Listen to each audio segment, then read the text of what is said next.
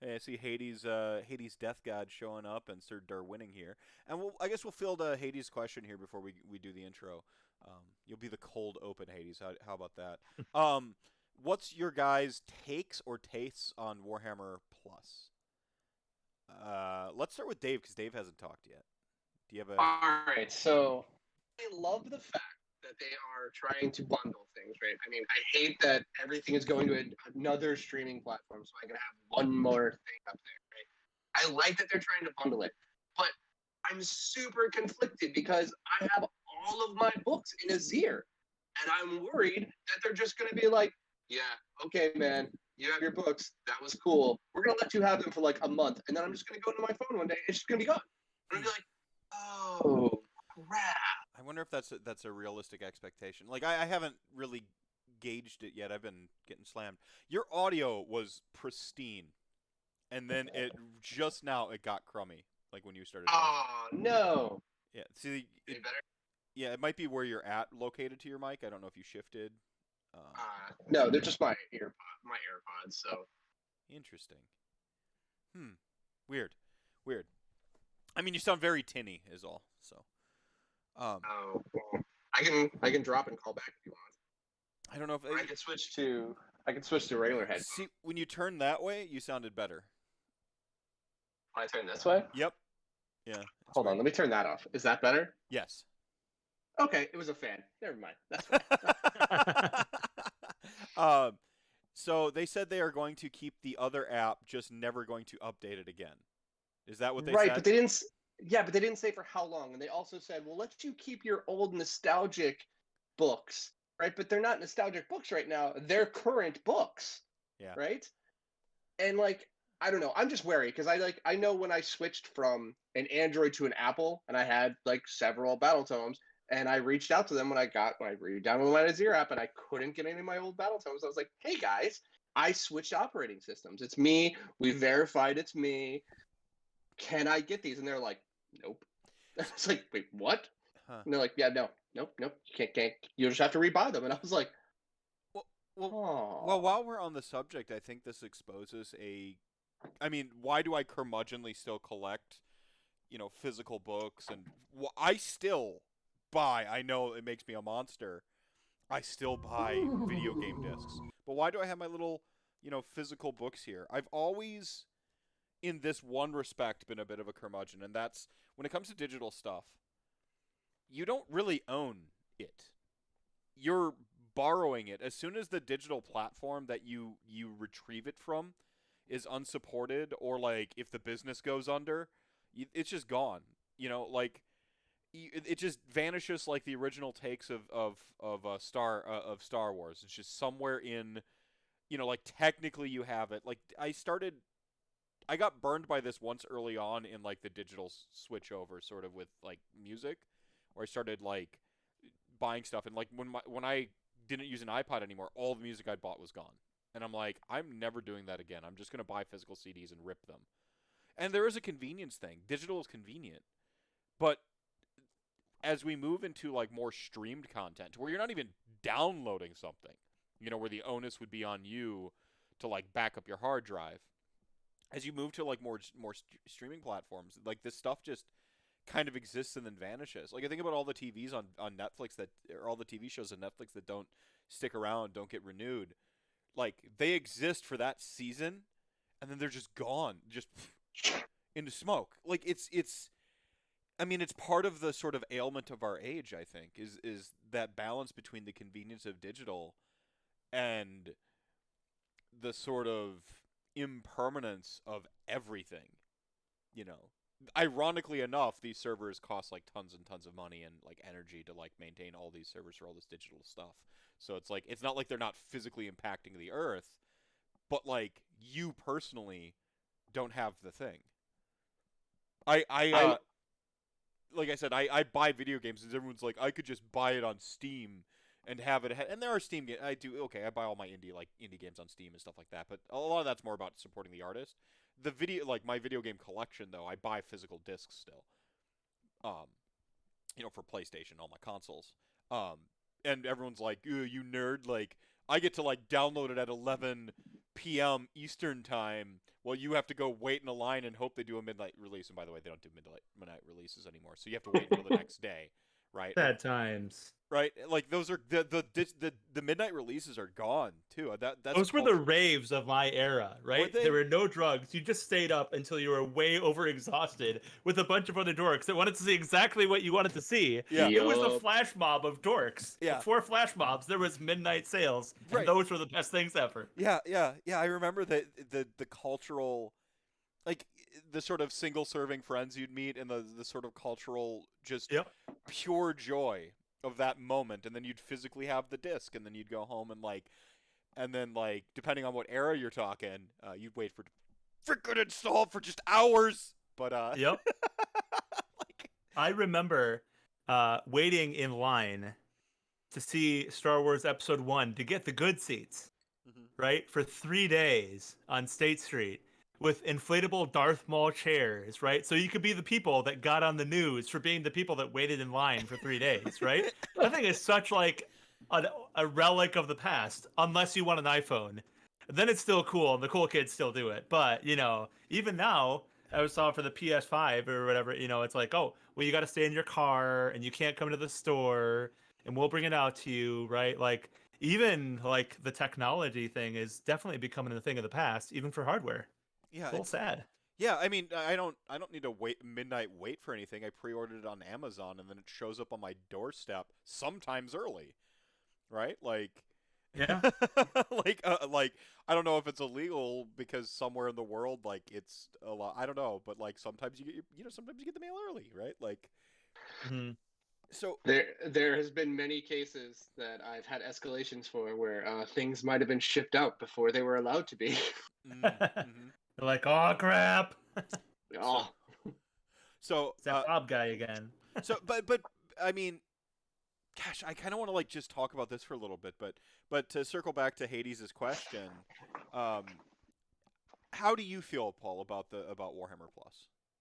So I, like you, like physical things. So I buy all the physical things. I have no digital battle tomes. I have no digital copies of anything. So all I had was a subscription to Ozir, and so I was paying 99 cents a month for. I understand not the best product as far as function. It was fine for a while. It was fine for a while, and then they just kind of stopped supporting it. Conceivably, Yeah. go work on Warhammer Plus, right? Yeah, So- or the 40K app, or Whatever. there's whatever happened. So, but at the end of the day, for me, my hobby is far more about models than anything else, right? And so having animated content that supports the lore and the background for me is that sounds awesome. If you're gonna bundle in being able to see Warhammer White Dwarf, well, I've had a subscription to that for years, so I'm gonna be a definite buy-in for that, even though it's a digital copy, right? All right, if it's included, well, then maybe I won't have those sitting around and I'll actually read them, stuff like that. So to me, it doesn't really bother me either way. $6 is not gonna make or break my bank. And so I'm excited for the animated content, especially the AOS stuff that I know is coming for sure. So Right on. Well, I mean, that's my hope, is that AOS is well supported on it. I know that Warhammer 40K is the flagship. I'm not one of those people who has a little sibling complex over it all. I get it.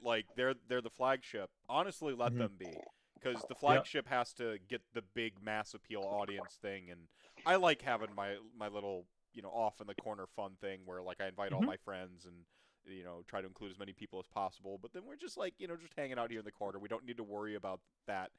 What mass marketing ends up doing to the thing you love, right? They we have the cooler models. right. Yes, we do. Well, because Space Marines have to look like Space Marines at the end of the day. Right. They must look like Space Marines. All those things, they're because they have that massive fan base that they must appease for that. Whereas with AOS, they're like, oh, here's the new wacky ass orcs, and people are like, yeah. I'm so excited for Cruel Boys. Yeah, it's just but doing that in 40K, where they have the little pig dudes, and that was even that was a stretch for a bunch of people, the long squigs, right? Like, oh no, we've never had squigs like that before. Oh, where did they grow those from? Yeah. They must have been in some far-flung corner of the universe that hasn't been mapped out yet. Yeah, and there was just all this. So,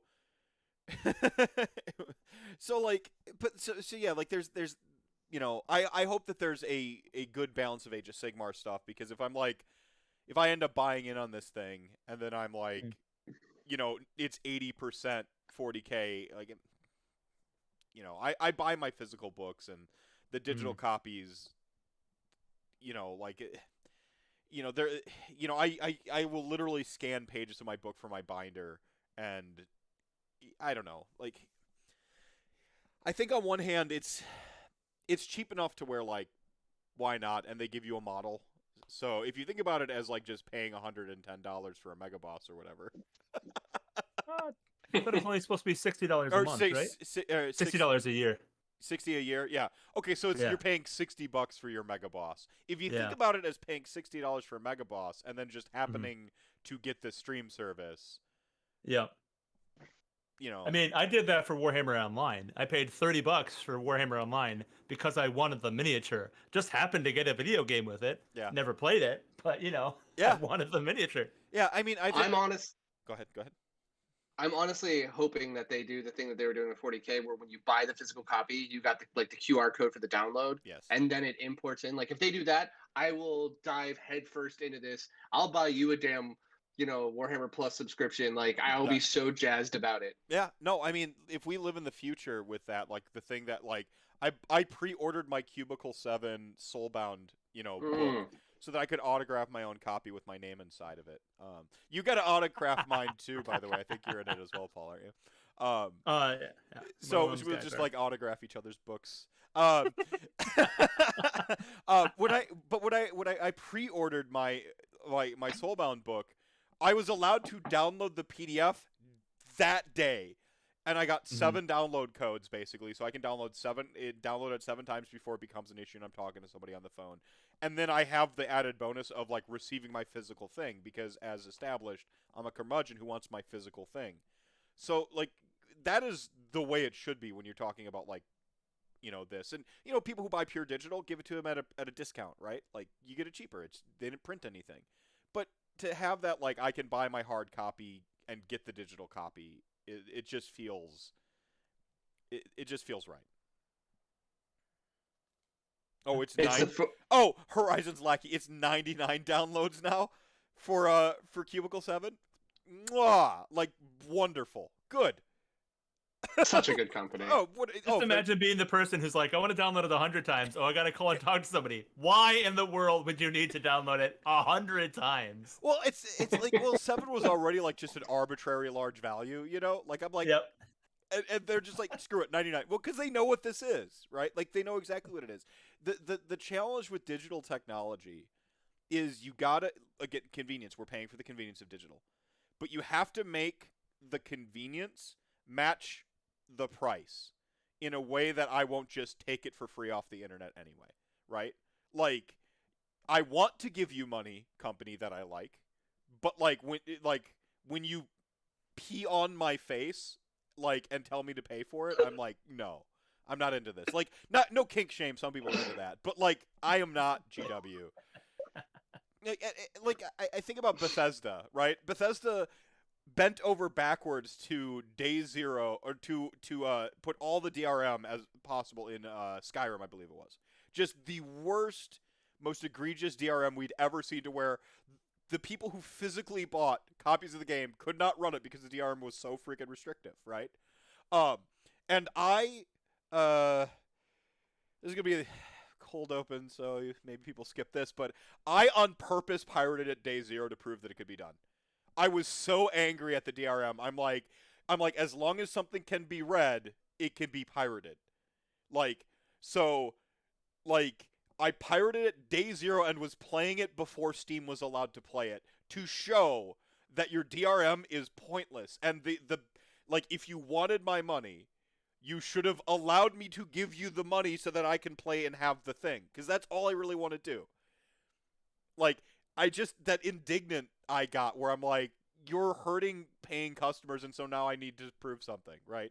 And yeah, I know, like, every pirate on the internet says that they're like being righteous about something, but Skyrim, Bethesda had it frickin' coming.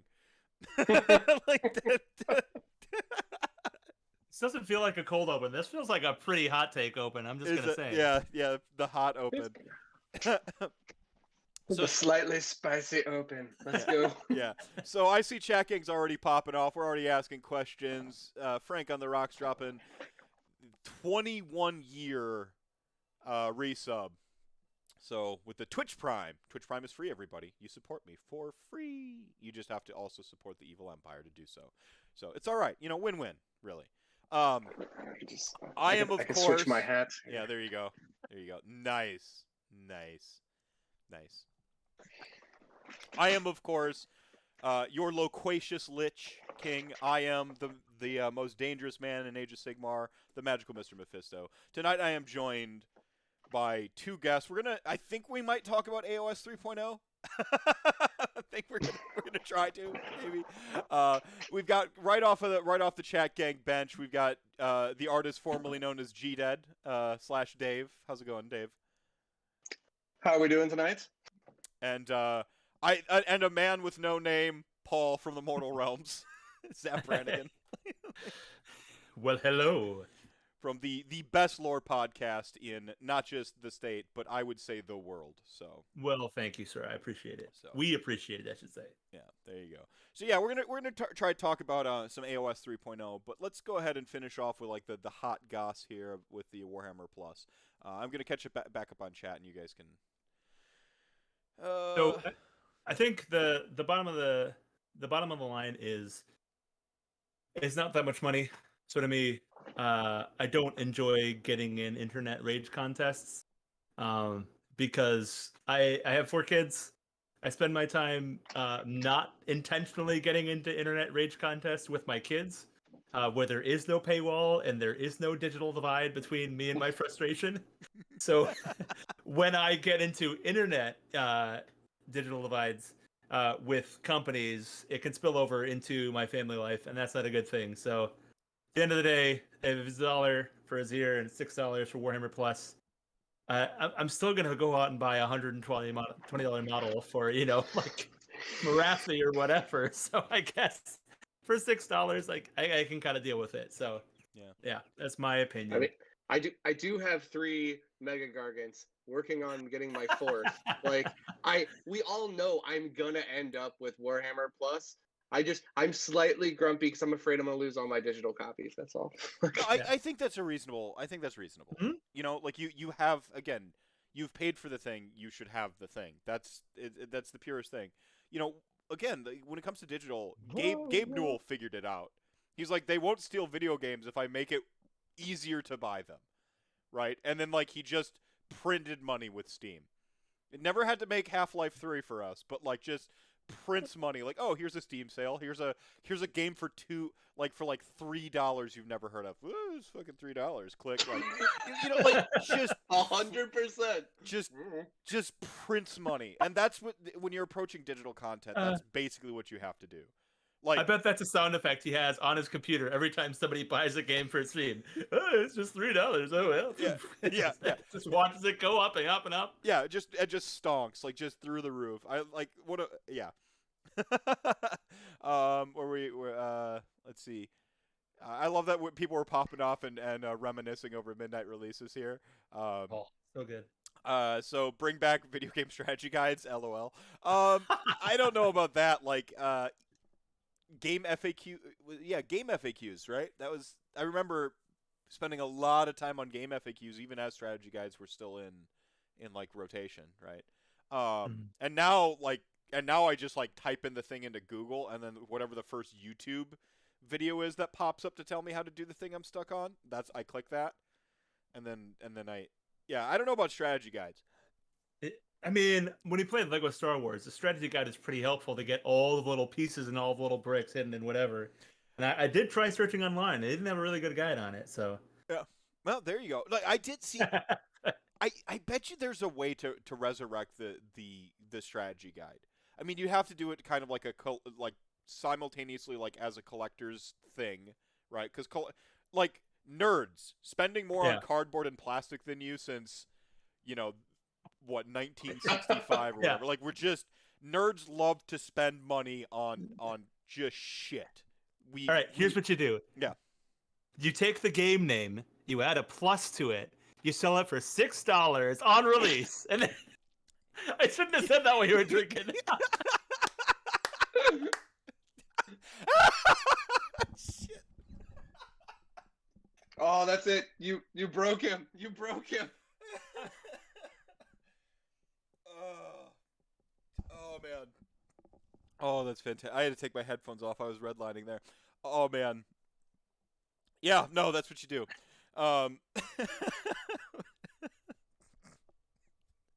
Where was it? Midnight release of Call of Duty. They set up laser tag. Bound and now, like, come on, like. So when I worked management at Barnes and Noble, right when we were being crushed by, like, it's funny because, like, ironically, Barnes and Noble went in and destroyed all the mom and pop bookstores. You know, they killed Borders, they killed all the mom and pop bookstores, and then Amazon started to sort of like crush them. And I was looked at as crazy as one of the floor managers who's like, we need to make coming to the store an event, because if people want to just buy a physical book, they're just going to click the button from their, like, pajamas at home and then receive the book. So you have to make them want to come in, and then, like, while they're there, you know, they like the thing being there, so then they spend their money there. Like, be open about it, right? Like, that's, you know, like, that's what you're doing. Be honest, be open, and make it an event. So, like, yeah, put in money into, like, having live bands in there, laser tag outside the store, stuff like that is what gets people wanting to keep that store open. You know, and you know, game stores have. I mean, it's very tumultuous path walking with a game store, and if you wanted to open up a game store tomorrow, like a brick and mortar, hard, tough competition, and again, you're running into the same digital problem. But game stores for a long time figured that out. A long-ass time ago with F&M. Making an event. Friday Night Magic. It's an event. Yep. You go in, you buy your boosters, and you pay for the overhead with F&M alone. That's the event. And then you have other events. Like, you have to make it the event. Digital doesn't really they don't have to do that. Again, convenience is the sell. Mm-hmm. So, I love that the laser tag thing. That's brilliant. I miss it too. Like, I know it sounds like old man shakes, like, yells at clouds right now, everybody. Like, all the Zoomers in the audience are like, midnight releases, laser tag to buy Call of Duty? Like, what the hell? They're also like, wait, why would you not stay up till midnight on a normal night? This is just normal. Like, stay up till 2 o'clock. Yeah. Where is it? No, but so back to the strategy, guys. Like 100%, I feel like you could win nerds over because nostalgia is a hell of a drug, right? And Yes. everybody has just those moments. Like, I know anytime I think of a strategy guide, I immediately think back to the first Zelda game that was on the N64, trying to go through that effing water temple, which made me want to hang myself, right? And like just breaking down. And I think I went to a Barnes and Noble or you know, Borders, someplace to buy a Borders or whatever to go buy the damn strategy guide, because I was like, I can't do this. Yeah. I can't do this. Yeah, and to I actually made a friend, so because for like SSR, silent sustained reading, which is a thing we did in homeroom, right? He was reading a Final Fantasy VII strategy guide, and so like I like faked like I had to go walk past him to go get something. And I'm like, and I peeked in there, and I saw the code for the rocket, and because that freaking rocket was just trial and error, if you remember in Final Fantasy VII, just deet deet deet doot deet deet deet doot, like, and then you time's up, game over. Hope you saved recently. Yeah,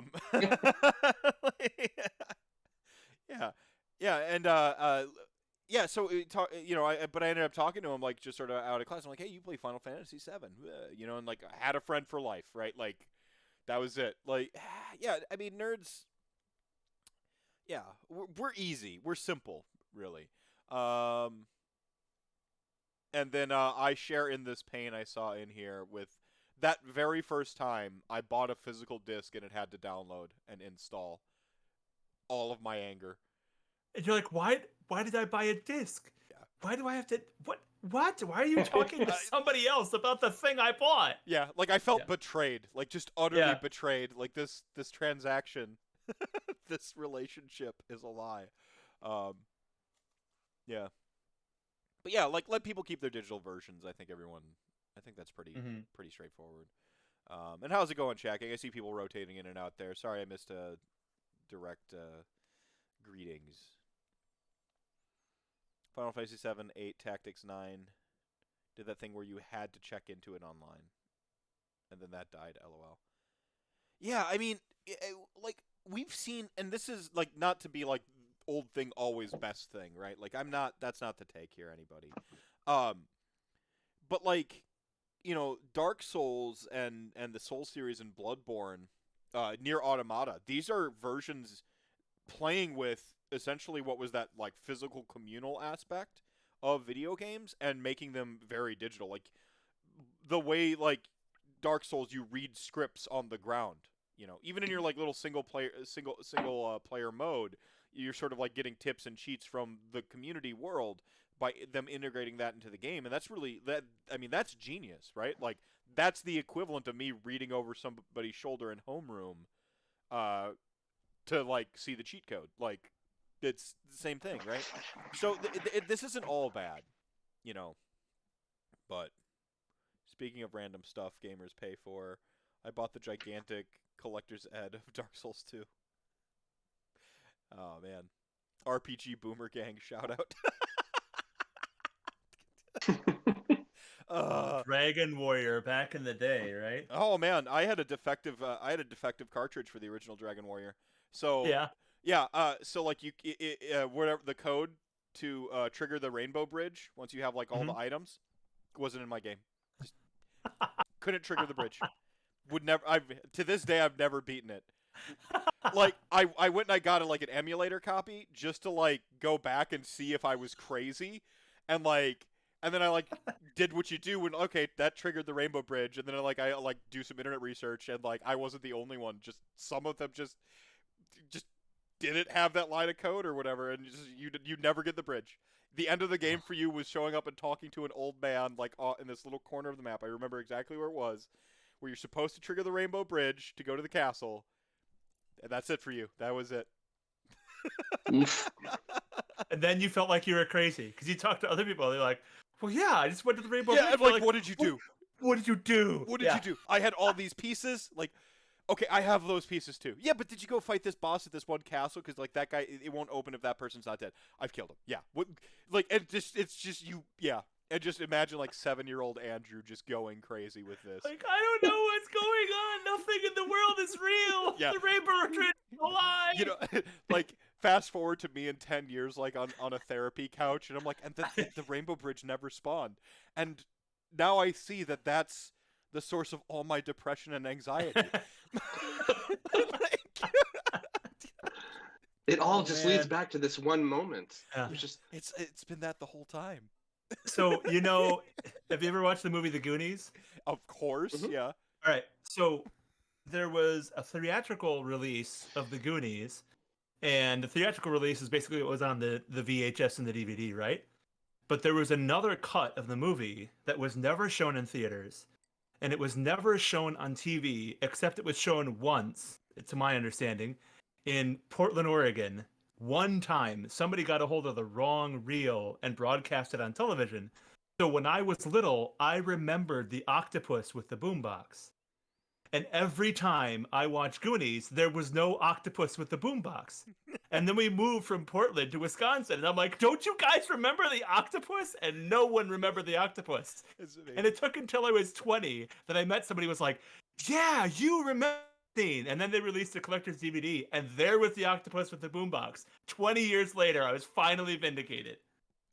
I imagine how maddening that must feel, you know, anyone in the audience, like where you have this utter, you're certain it's reality, certain, but like there's so much more going on in reality that like it's just against you, and you're like, you start to feel like you're crazy. Yeah, but there's no internet. There's nobody. No you internet. Can ask, yeah, you can't do research. Yeah, right. It's not like you could mail the TV company and be like, "Hey, did you do this thing? You don't even remember what day you watched it. You were just a kid." No. No, the It's the internet. Mandela effect, but it was real. Right, the Mandela effect, except not like totally made up. Right. Didn't they do that same thing with Clue? Like, because the Clue has the different endings, and then they when the theatrical release came out, they would You got a different. this part of the United States got this ending, and this part got this ending, and this part got Yes. this ending. Yes. So like, if That's you amazing. called someone, you were like, yeah, and this person did. They're like, what? No. Yeah. Yeah. Oh. No, that's cool. I see. More of this. More of this. All right. So, AOS 3.0. What do we want to start with a zoomed out, like our broad takes? I think most people have seen Man Reed's book. You can get the 44 pages of rules from the Warhammer community site. So these are available. Yeah. Like, so you can download these. Obviously, people looking forward to like getting their GHBs, and what I'm hearing is AOS needs more Tim Curry. I agree. Everything needs more Tim Curry. Fair. I'm gonna take a hot second here and say thank you to GW. We at the Mortal Realms got a copy of Dominion, so I actually have the physical book in front of me. So yeah, I've been having fun looking through this. So. Disgusting. No. I'm sorry. I'm sorry I've disgusted you. You have the physical book, and but a peasant must look at these digital files that I spent 35 minutes lambasting. If you would have casted yesterday, I could have driven to your house. And I had the book with me yesterday, so. Oh man, fantastic. No, yeah, sorry about that. I had to just watch the octopus thing. Wow. Like you're currently... It's crazy. It's like so bad. Like I thought it was the best thing in the world. It was like this amazing thing. Yeah. Right on. Yeah. So I'm actually really pleased with the Mortal Realms. As I said at the beginning, and no bullshit, you guys, like literally one of the best, certainly the best lore podcasts around, and one of the best podcasts. Period. So, and there is one website that lists you as #1, so I am technically correct. Wow. Well, Aaron Dos Esos would love to know what that website is. So that sounds great. So yeah, zoomed out view takes on 3.0, Dave. Like, what's your what are your thoughts? It's been such a weird series of weeks for me. I feel like I'm in a time machine, but my absolute favorite part of 3.0 is now I can break these out and actually someone, because I have rule points. Actually, according to 17.1, you will see that doesn't work. Thank you. Oh my gosh, I love that you actually put on your glasses to do that. Like, everyone's just gonna like grow glasses that doesn't have glasses. Like, they're just so they can push them up on the bridge of their nose and actually. So this came up in our Discord, but how is this not actually the Caradron code, but Age of Sigmar rules, right? Like, how is this not Article 1, Paragraph 1, Yeah. Yeah. This is exactly what this is. So. Parent 3 sub A, yeah. Yep. Yeah, I like to remind people that it's a whole new world. You know, this is. Thank you, Molly. Thank you, Lulu. Just had to show up and sing Aladdin music at me. Which song though is the real question? A whole new world. A whole new world. Okay, that's great. That's good. Yeah. I'm okay with that. Yeah. So because the KO code is fundamentally broken, like capitalism. Based take. Spicy. Nice. Things are allowed to have flaws. That's what makes them interesting, right? Yeah. They're not rules so much as guidelines. So my main thing is, and I did a couple sort of like just random stream shows where they were less structured than tonight's show, and just kind of like, you know, flying off the cuff, and a live stream on Twitch. You know, that's what they were. Not quite a show. It's a little different, I assure you, chat gang. Well, chat gang knows. It's the other people who maybe don't know. So yeah, like the main thing I tried to like hammer home is it's a new edition. Like, you gotta. Anytime something new enters the fray, you kind of have to like go back to your, you know, reassess your biases, you know, reset and run some calibrations like Garrus, right? Like you gotta run some calibrations. With a whole new edition, we need to recalibrate a lot more. I mean, it's just. I think it was Halo that was saying it's just not even the same game anymore.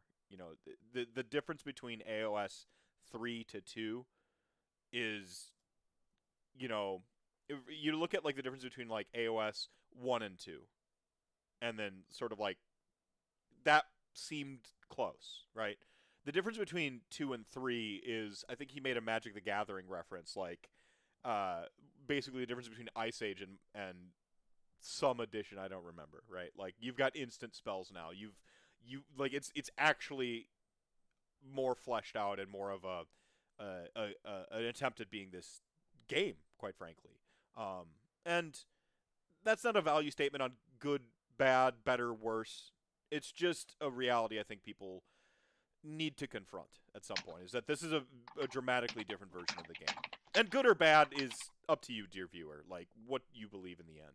But do yourself a service and sort through some of those cognitive biases that you have standing in your mind. Try to like remove them and go on with some fresh eyes. So that would be my AOS 1 to 2 was season pass. AOS 3 is the epic sequel. Well said.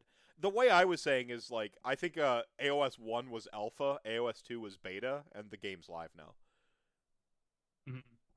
So. I think the nicest thing is that with everybody coming out from lockdown, or hopefully coming out soon from lockdown, having a new edition is really nice because it just kind of resets the field, right? And it allows everybody to start on a level field, which I think is a really, really nice place to be. Having just went 2 weeks ago and played at the Atlantic City Open and just like floundering around trying to remember all the rules for AOS 2.0, having not played a game in 2 years. Having a new rule set come out for the next tournament, it's going to be just nice and simple. And I pulled out my army list for my goblins and was like, oh, those bases are on the wrong ones. And then I pulled out for my night haunt and I'm like, oh, I'm 200 points down because I haven't played this list in 2 years and the points change. So having a new ground and knowing that I know nothing is actually a much nicer place for me to be than thinking I know what's going on and failing miserably to do that. Well, because you have to unlearn the stuff and then learn new stuff, right? Like that's always a challenge is when you have existing, like if you've internalized. This happened with me with Graveguard. Like I internalized one set of rules. This is before they did like the unmodified sixes and like they were changing language. Mm-hmm. I had internalized one set of rules. And I was technically correct with the initial rules that I had internalized, but then they changed them a couple times on me, and like I hadn't looked back at the rules in such a long time. It wasn't until I was playing against someone, he's like, "That's not how that works anymore," Yeah. And most people took it at face value, and I'm like, Games Workshop doesn't. The way Games Workshop releases information doesn't really do you tons of favors in that respect either. Because if you grab your battle tome, go and look at it, you're gonna see the old language anyway, So mm-hmm. This is a chance to turn over a new leaf and go in without as many internalized things to deal with, to sort through and get rid of, to sort of learn anew. Mm-hmm. It sounds less American now. He corrected. What did I miss? I missed something. Starting with a different faction will help you get fresh eyes. Yeah, I mean, a Games Workshop would absolutely love for you to start a new faction with a new edition. I think I'm that sucker. I think if you're like someone like me who's like Soulblight Gravelords, I did a Soulblight Gravelords show, I guess you could call it.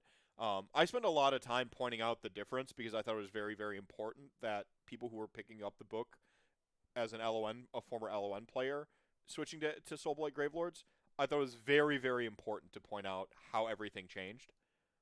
Just to like, again, and not as a better or worse, just literally like we all had this information internalized one way. It took me 2 read-throughs to be like, oh, this is, and like, sort of like jettison the old information from my brain and go like, oh, this is how this is different and in this way, right, to get the new language. And it's very important that you do that. I think it's not insurmountable to play your old faction, and you just have to make a concerted effort. Like, you have to try to adjust. If you go into it kind of clinging to your biases and being like, this is how it should be, this is how it was, like, that's, I mean, that's just a recipe for like having a bad time in life in general, man. Like, if you're not amenable to change in some way, and don't get me wrong, you're never going to change my opinion on the fact that Nagash is the greatest character in the mortal realms, and there are certain biases, dear viewer. Absolutely, hang on to them. They're fun to lean into those biases. But if you're talking about trying to like, you know,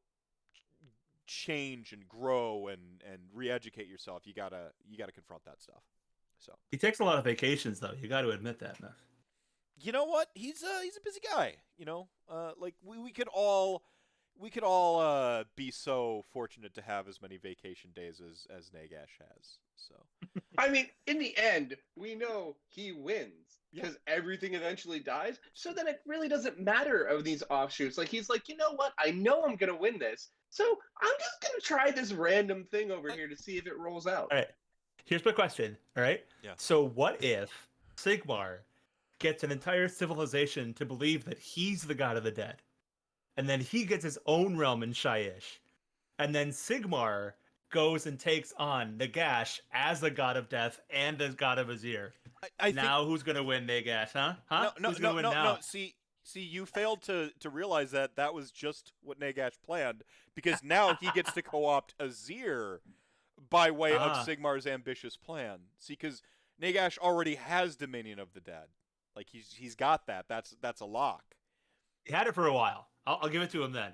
Right. It was game 7, and it was super close. But then he just kind of missed that last shot. No, he didn't. He made it. He won. He didn't airball it like KD. He totally made it. It was great. Except Nagash is Giannis Antetokounmpo in this analogy. He didn't have to make the shot. He was already set up in a position to win. He just wanted to make it a better overtime victory, is what you're telling me, right? Yeah, that's exactly. Sometimes you got to put on a show, right? Right. Yeah, you got to give the fans what they want. And we know that the real long con is that Teclis is now a Horcrux for Nagash. Mm-hmm. Like he beat the nerd out of him. And yes, I heard that opinion. Yes, I did hear that. Oh man. Like I said, some biases make life more interesting. It's yes. You just gotta lean into them. Yeah. So AOS 3.0. Really, truly, I implore people to see this as an opportunity to sort of just grow, right? Grow and learn. It's a new puzzle to solve. Mm-hmm. Puzzles are fun. I understand if you feel some kind of way, if you walk away and you've got like strong takes, you kind of reassess the situation. You lick your finger, check the wind, throw some blades of grass, see which way it's blowing, and you don't like the game. Still, after all that, honestly, I'm not gonna tell people like you shouldn't think that way. It's all positive. It's the best thing ever. I kind of hate that.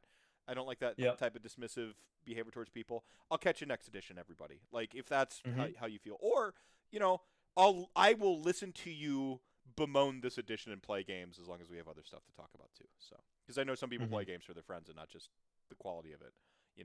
It's something I had to realize that my favorite edition of Dungeons and Dragons was 3.0 and still is, and people just don't want to play 3.0 with me. So I have to play 5th Ed, So it happens. And 4th Ed made me go play Pathfinder. So again, this Games Workshop's not owed your money. You certainly don't owe them your time, and kind of vice versa. Like if you want to jump in, I think it's a good time too. So. The core rules actually begin with the player's code after a little blurb. With Sean Clark. Yeah. In the picture for come on. Like, how could you have planned that better, Detroit boys? Yeah, I'm just upset that you can't see the back of the shirt that says 3 wins or walk home, because it would practically undermine like half of what's being said in the player's code, Yeah, but you can see enough of it to know that that's what's said on the back of the shirt, right? Yeah. So 3 wins or walk home is what's in the back of his shirt. He's rocking his combat gauge bling. Yep. And so we get that image there. Which, I mean, the fact that there is a player's code, the fact that it actually tells you to not be a jerk, right? Like, people look at it and say, oh, well, it's sad that they had to put that in the book. But I look at it and say, it's nice that a company makes a stand and says, I understand you're buying our product, I understand you're playing our game, and it's your stuff, but here's still the way you have to act as a reasonable human being when you're playing this game. Yep. And that's a little nice for the company to stand up and say, no, actually, you still have to actually respect the other person on the other side of the table. Well, I'm not going to go through these point by point. Like the bullet points, I feel like that's kind of a waste of time. But Oh, absolutely. But I do really like that they in here they say make a respectful gesture to your opponent before and after the game. See, I really like this because like we do have people like that are on the autism spectrum or have other like like social anxieties or like hidden disorders or something like that. This doesn't like penalize you. It's not like particularly ableist, you know. Um, like if I don't want to touch your hand, especially coming out of COVID, like that, that's fine. I can Yep. be respectful another way. So I really do like that. I think that's a nod towards again, it's not it's staying away from being like ableist in language and being kind of like just very very. It's a very subtle thing, but I think it's very worthy to point out because I mean, how many nerds are just we're over here because we're socially awkward and we're so I really do like that. Absolutely. Yeah, that's a good one. I also like that they point out never complain about your bad luck or your opponent's good luck. Because there is nothing worse than when you're playing a game and someone's like, "Oh God, that's like the 8-6-year-old." I'm like, I'm sorry. What do you want me to do with this? Yeah, I mean, I've got a small threshold for some of that behavior, but I mean, this is the thing where like you write something down, you codify it. It people may not have realized that was kind of a bad look, as the Zoomers might say, before to complain about luck. And now, like, they have to, like, recognize that and then maybe, like, change or not, whatever. It's on you. But I do like that you're codifying stuff like this. This is it reminds me of, like, in RPGs, when you sit down with somebody and they play a tabletop RPG for the first time. And they ask you, what can I do? And then you respond, anything you want to. And they have no idea what to do in the game at that point, It's an RPG, you can do anything. So like having actions and rules that empower the player to make decisions now because there's rules around it makes it more real. It allows them an interface into the game, and then from there they start like kind of stepping outside the rules and changing and stuff like that. But as long as like, hey, you can talk to somebody, roll this die to like negotiate and barter, and now they start to think and engage with it. Codifying stuff helps people, like having rules or guidelines or structures. Well, and the other nice thing is that this is something that they continue to use throughout the rules, and GW has done a pretty good job of, is they do a good job of saying, I'm going to expect you to know nothing, but I'm not going to treat you like an idiot because you don't know nothing, right? Like if you've never played a game before, if you are a 7-year-old who's learning this, playing against an 8-year-old, right? Here's some basic rules about what you're going to be doing. And then they go from there into the core rules, and they explain everything about what's happening, but nothing about this language makes me feel like I'm an idiot for having to read it, right? And some of these things are a little bit different, and you read them, you go, oh, actually, that was kind of important, right? So I'm at the core rules 1.1, factions, battle tomes, and battle packs. Play a game of Warhammer Age of Sigmar. First, you must pick the factions you wish to include in your army, battle tome, more scrolls, pitch battle profiles, allegiance abilities, battle pack, right? Number 1, battle pack is a brand new thing. But the other thing you don't have included in there is they don't talk about grand alliances. And this is something that I've seen is there are no mentions of grand alliances. So immediately, 1.1, all right, we've got 2 big changes. What are battle packs and where are the grand alliances now, right? What's going on? So, but at no point do you read that and go, oh, he's talking to me like I'm an idiot, right? I appreciate that. Yeah. Well, and now we have this whole notion of rules bold. So we have rules keywords, right? This is what the people who a lot of times the comparison is almost unavoidable, so it's the one I tend to go with because it's the recognized one. But Magic the Gathering, like Magic has rules. It says what banding is, and then it goes on to explain what it is, and what infect is. Like it has the rule, and then it's the name, and then eventually, as the people know what the rule means, you stop reading the flavor text and you said, oh, this thing has trample. You know what trample means. We don't need a refresher on trample every time because you've had it codified for you. And so congratulations, rules bold. This is a thing. Absolutely. I love rules bold because now you can tell the difference between if they're using it as a keyword or if they're using it as like flavor text or something else, right? Like, hey, this matters, or this was just something we threw in there because it was fluffy and it looked cool. Right. It, like, is this in all capital letters? something I should be paying attention to, or did you just say like battle or standard, or did you just say these words as part of the prosy description? Because I do like the Games Workshop goes kind of like for a prose route with when they're describing some stuff, but like this helps them having these rules bold notion in your prose is going to help distinguish, when you're just being kind of fluffy and silly and fun and cool and all those things we like about the flavor of Warhammer, but also when I should be paying attention to the rules, right? Yeah. Sidebars are how I win every argument now. Good. I heart rules bolt. So yeah, Paul, I'll let you you've had more time to digest this than me.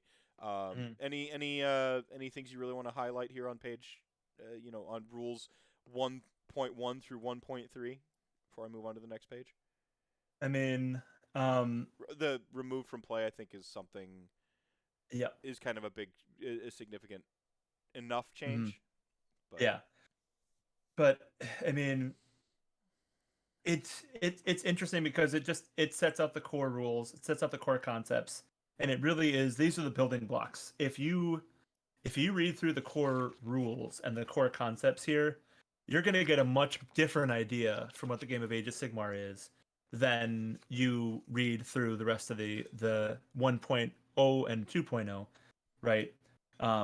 But it really sets a different ground and sets a different basis of understanding for how this game works, because it really clearly defines pretty well what we're looking for. So it's nice and clear. And again, we're talking about bullet points, and we're talking about 1.1, 1.2, 1.2.2, right? It's going to be a lot easier to refer back to and understand what's going on, and that's immensely appreciated. Yeah. Yeah, I think 1.2.2 is actually pretty huge, right? Separating that slain and flee, right? Because it makes it very different. Because before, if a model ran from Battle Shock, it was considered slain, right? So then it would loop in. So, like, personally, I'm a big Flesh Eater Court homer, right? So, like, when models would run away, it would still go to my Chalice of Airshot, and I'm like, oh, coming back anyways, I don't care. But, like, now it doesn't count, right? Now it's something separate. So now, like, Battle Shock and, like, Bravery Bombs and things like that, now this thing matters, right? Where, like, before it was like, whatever, it's all rolling the same thing. You're all coming back. I don't care. Well, you're kind of future-proofing yourself is what's happening here. By making these distinctions, it allows you some wiggle room with rules and exceptions later on. Like, if you want to make something that does something different, now you're kind of covered a little bit better. Now, these aren't... I got to say out loud that these aren't watertight, as was advertised to me. So I'm going to take personal issue... I'm going to place this chip on my shoulder, and anytime I see something that is not watertight, I will just cudgel the shit out of this dead horse over and over and over again until it becomes sermon. Okay? Yeah. I know. I think that was like actually a pre-recorded interview too, right? Like Of course. Like the poor guy had to get. I don't know Games Workshop staffers. I try. It's just Bickham. He's the guy in charge of AOS. So and just like poor guy had to like get off the show. Just like be like, as soon as like everyone saw it and like said watertight, he just had to be like, because you under promise over sell. Never, ever, say something like speak in an absolute language like that when you're hyping something, or you're just gonna. So. I've got 10 FAQ questions already lined up in an email. If you want to give me the spare cudgel, if you give me a spare cudgel, yeah, like I'll show you watertight. Get over here. Yeah, I said it's easy to lambast a guy over making it like sort of an absolute claim like that. But I'm not. I hope everyone got the humor that I was, the hyperbole and the humor I was going with. All right. Yeah, I mean, they're not perfect. Dungeons and Dragons lauded as great, tend to be great rules. Like, still has errata. None of this stuff. You can't make perfect rules, right? You really just can't. There's this like dictum, this like foundational rule to like how an entire country had governed itself for like over 200 years, and like within 10 years they had to write like errata called the Bill of Rights. like no system. Yep. No system is perfect, right? So it's about setting yourself up, giving yourself the language and the tools to be, great. And I look forward to AOS 5 or whatever we're going to be on 4. 3.2. Yeah. I don't know. Yeah, whatever. 3.2.4, right? We're just going to keep going up and adding decimal points. I like the There you decimal point method here. These rules have so yeah, armies. What's an army? I hammered on coherency enough on my random Twitch stream. Yes, coherency. I wish it was 2 inches. Vince said it best. This is a solution looking for a problem, blah, blah, blah. But as you realize that roster building is different now, like you're not running a bunch of like fatty 40 blocks of everything anymore. You're running min units and reinforced once, maybe twice if they're battle line, right? So the coherency thing, I get it. It feels bad. I sympathize with people who are feeling the pinch, especially on my Cavalos Death Riders, damn it. They did nothing wrong. They hurt nobody. Okay, they hurt lots of people. But they didn't deserve this. So I'm with you, everybody. Here's the thing. Go ahead. Right? If we're going to look at this and we're going to say, we're just going to start fresh, right? It doesn't matter what happened with your army in the last edition. If we're starting fresh, it doesn't really matter what happened before. No. Because we're starting new. No. Right? I said I get to hang on to some biases specifically. Right. Go on. So, I mean, yeah, coherency has changed, right? It's a thing. Yep. But we move forward. This is the way the rules are now. Those are the way the rules were before. Everything's going to be different. Every little thing, right? Lane, flee, coherency, right? Being removed from play. That's going to change the way that you play too. Instead of looking at these as things that removed opportunities from the game, you look at these as opportunities to become a better player with your army, right? These are the things, exactly. These are the things that are going to make you a better player. Is if you look at those rules and say, this is how I do it. Okay, now what? Yeah. Right? And so I think that's what we're going to see going forward, is that these rules are foundational for the rest of the way that the game works. Yeah, exactly. And that's kind of the point I was spiraling around in my own little loquacious way. Unit coherency, once you realize the way that the game goes forward from here, it's easy to nitpick on, and I'm there with a lot of you. But I mean, it's fine, to quote Tom Lyons. It's fine. That is literally his saying right now. I hope I got his inflection right, everybody. We're no longer. Let me be very clear. No, it's just. It's fine. It's fine. Yeah. So, so the big pointing out unit coherency, moving into like armies, and this is where I think you start to see it kind of like come together with how an army builds now, right? The big thing in here, like endless spells, invocations, and faction terrain. So hey, we cover all this stuff. Now we have language for the endless prayers, right? They're invocations. Perfect, because this was a problem for like Sons of Behemoth. They had to FAQ and every blah blah blah. This is where your rules bold and this stuff helps you, right? So we know what invocations are now. Just again codifying a lot of this stuff. Hey, my dudes. Hey, Fluke Skywalker, how's it going, my friend? Tells you what generals, and generate command points. Like I guess what are the broad strokes for like the sort of army that you guys want to get through for 3.0? I did think it was interesting that they do point out now that the player is the commander of the army. Like, that's an interesting thing that they wanted to put a rules bold on. Yep, that it's in the rules now, because before it was always in the background of the player is the person in charge of your army. Well, I'm the little disembodied hand in StarCraft that goes around and clicks, and that's what I am. Mm-hmm. Well, and what that does when you put it into the rules, so even if you don't read the lore, you understand that it's not you going down there and trying to kill everybody, right? You're not the actual figure. You still are the person living out, directing this play. It's more making sure you understand this is your cinematography that you're playing out on the battlefield, not you actually going down there and, chopping apart this person or that person, right? I think it's something they've been very clear about in the background, but now they've codified in the rules. So even if you just read the rules, you understand that this is a fantasy. This is the shared conversation that we're having over a table with miniatures involved. Right, right. I love the shared conversation point. I've heard you use it a couple times before. I really enjoy that. It for me, this is a similar move to Planeswalker. In Magic the Gathering, like most people didn't realize that who you're supposed to be is the Planeswalker controlling the deck and like summoning up land and tapping it for power and blah blah blah blah blah. Like you're this unbound to a single plane. You conjure spells with a thought. Your library is like the spells you have readily available in your head, like and so on and so forth. Like this is doing that. It's weird because it's almost like they're giving you like a narrative anchor point on like what you are to the game. It's a weird thing to do. I didn't go away, Fluke, but yes, I'm back. The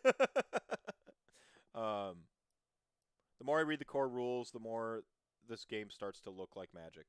I think that this is a little bit of a careful what you wish for scenario. The big dominant conversation about making our game rules better was, well, look at Magic, right? It's inevitable, sort of. We conjured this tulpa into existence through our collective will, everybody. So enjoy. So yeah, Army. Your general talks about like how you generate command points, right? And then we get to our tools of war. So this is funny. So like this is just saying like measuring distances, dice, rolling off. Stuff we kind of knew already. I think they're just reinforcing it. Nothing really new here, I guess, or any fresh eyes we need to put on this stuff. Oh, I guess modifiers, right? That's the big one. So yeah. So the way. Go ahead, Dave. Yeah, go ahead. You got this. It's just that now you do the rerolls before, right? So like it's a huge thing. Rerolls before, and you can't net over a +1 or a -1. So you can buff. Correct. You can buffer, like so like if I have like a -6 rend penalty, and you have like a +2. Like it still ends up being a -1. Whoever wins, so that's the main thing. Well, go ahead. Rend is slightly different, right? It's everything but rend. Sorry, not rend. Right? Yeah. Mm-hmm. But if you were using to hit. Yeah. Sorry, my bad, my mistake. Yeah. So that's the main thing is you have this like buffer pool effectively, for hits and misses. Stack those armor bonuses so you can negate rend, guys. Yeah, there you go. Yeah. Yeah. That's why Nagash is OP now, because he can like triple tap Mystic Shield and negate your rend. Okay, so I really want to model 8 glowing orbs around Nagash because I love the new Arcane Bolt. I know we're jumping ahead, but I love the thought of Nagash just being like, I have all of these. Do you want to come to this point that I'm holding? Oh, really? Yeah, like the Ioun stones in Dungeons and Dragons, they just float around him. Yeah. Can bravery be modified beyond 1? Asks Cannonball there. My Gargant puts on his robes and wizard's hat. Ooh, red. What was that? Red. Was it Red Ninja, Red Wizard 13 or whatever? An old AIM instant messenger meme. Going deep on that one, Relian. I approve.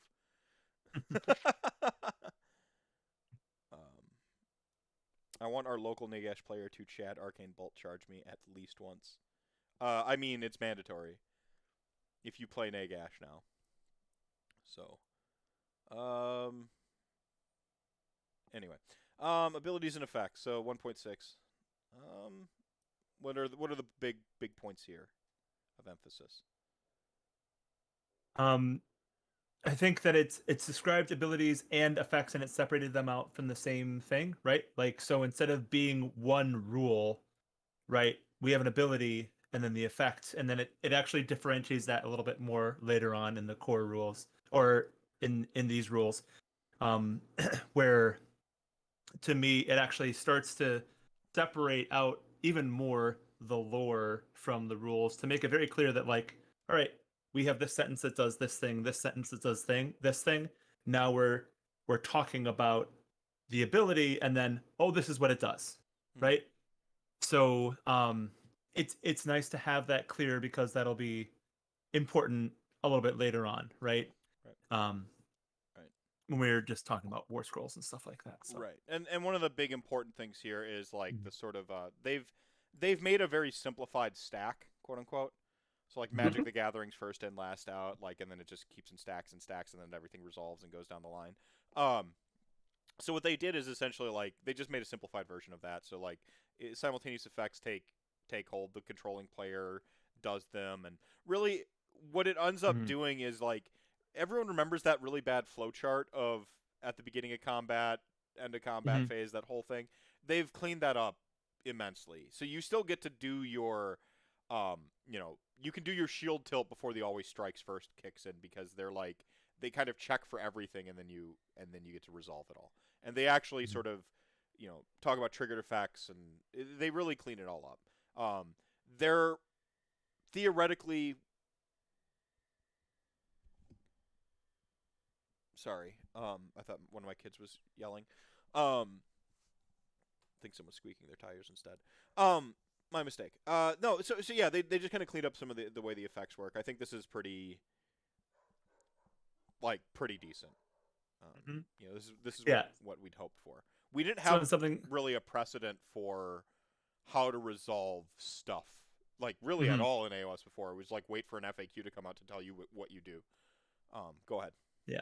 Well, just the start, and then whoever's player's turn it is, you get to choose the first thing, and then the other player gets to go, and then you get to go. Then you have normal, right? And then at the end of the game turn, right, you get to go because you're the person whose turn it is, and then the other player, it's right. Like, it actually codifies it down to a very specific way of working, and it's nice and clear, and it allows you to plan a little bit better. And I think this is one of those rules that helps you to be a better player, because it makes it very easy to understand how you can make those combos work if you've got multiple combos going off at the start of the phase, or right, like, this is how I make sure that my, for example, with the web spinner, the Arachnarok with the flinger, it can make somebody attack at the end of the phase, right? And now, because of one of the rules we're going to see later on, it can do that when somebody charges within 9 inches, I think is what it is.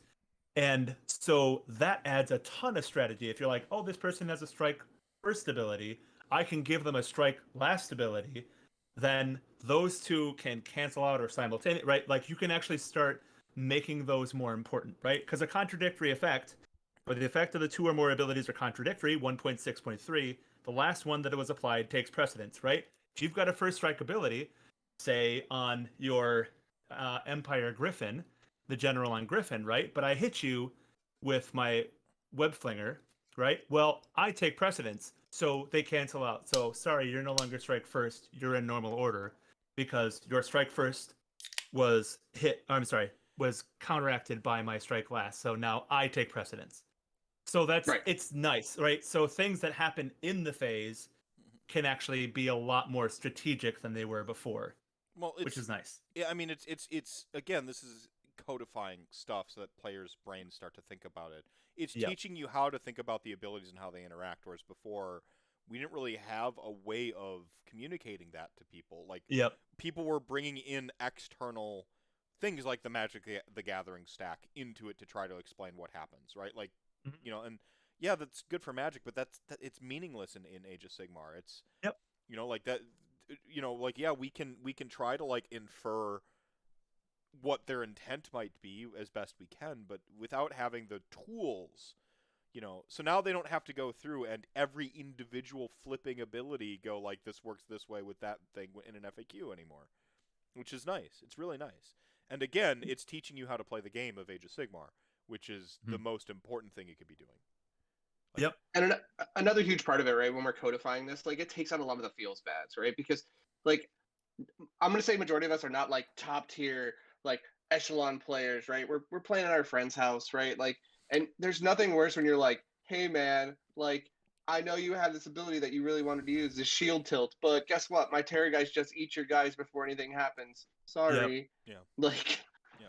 like now, like, it's broken out, and you can be like, yes, like, you can see exactly right here. This is where this works in, and like nobody's like, oh, okay, right. Well, and I mean, shield tilts work again against even always strikes first. Right. So, like, you get a chance to the logical thing works, right? Mhm. Which is, you know, that's when it's good design. By the way, is when like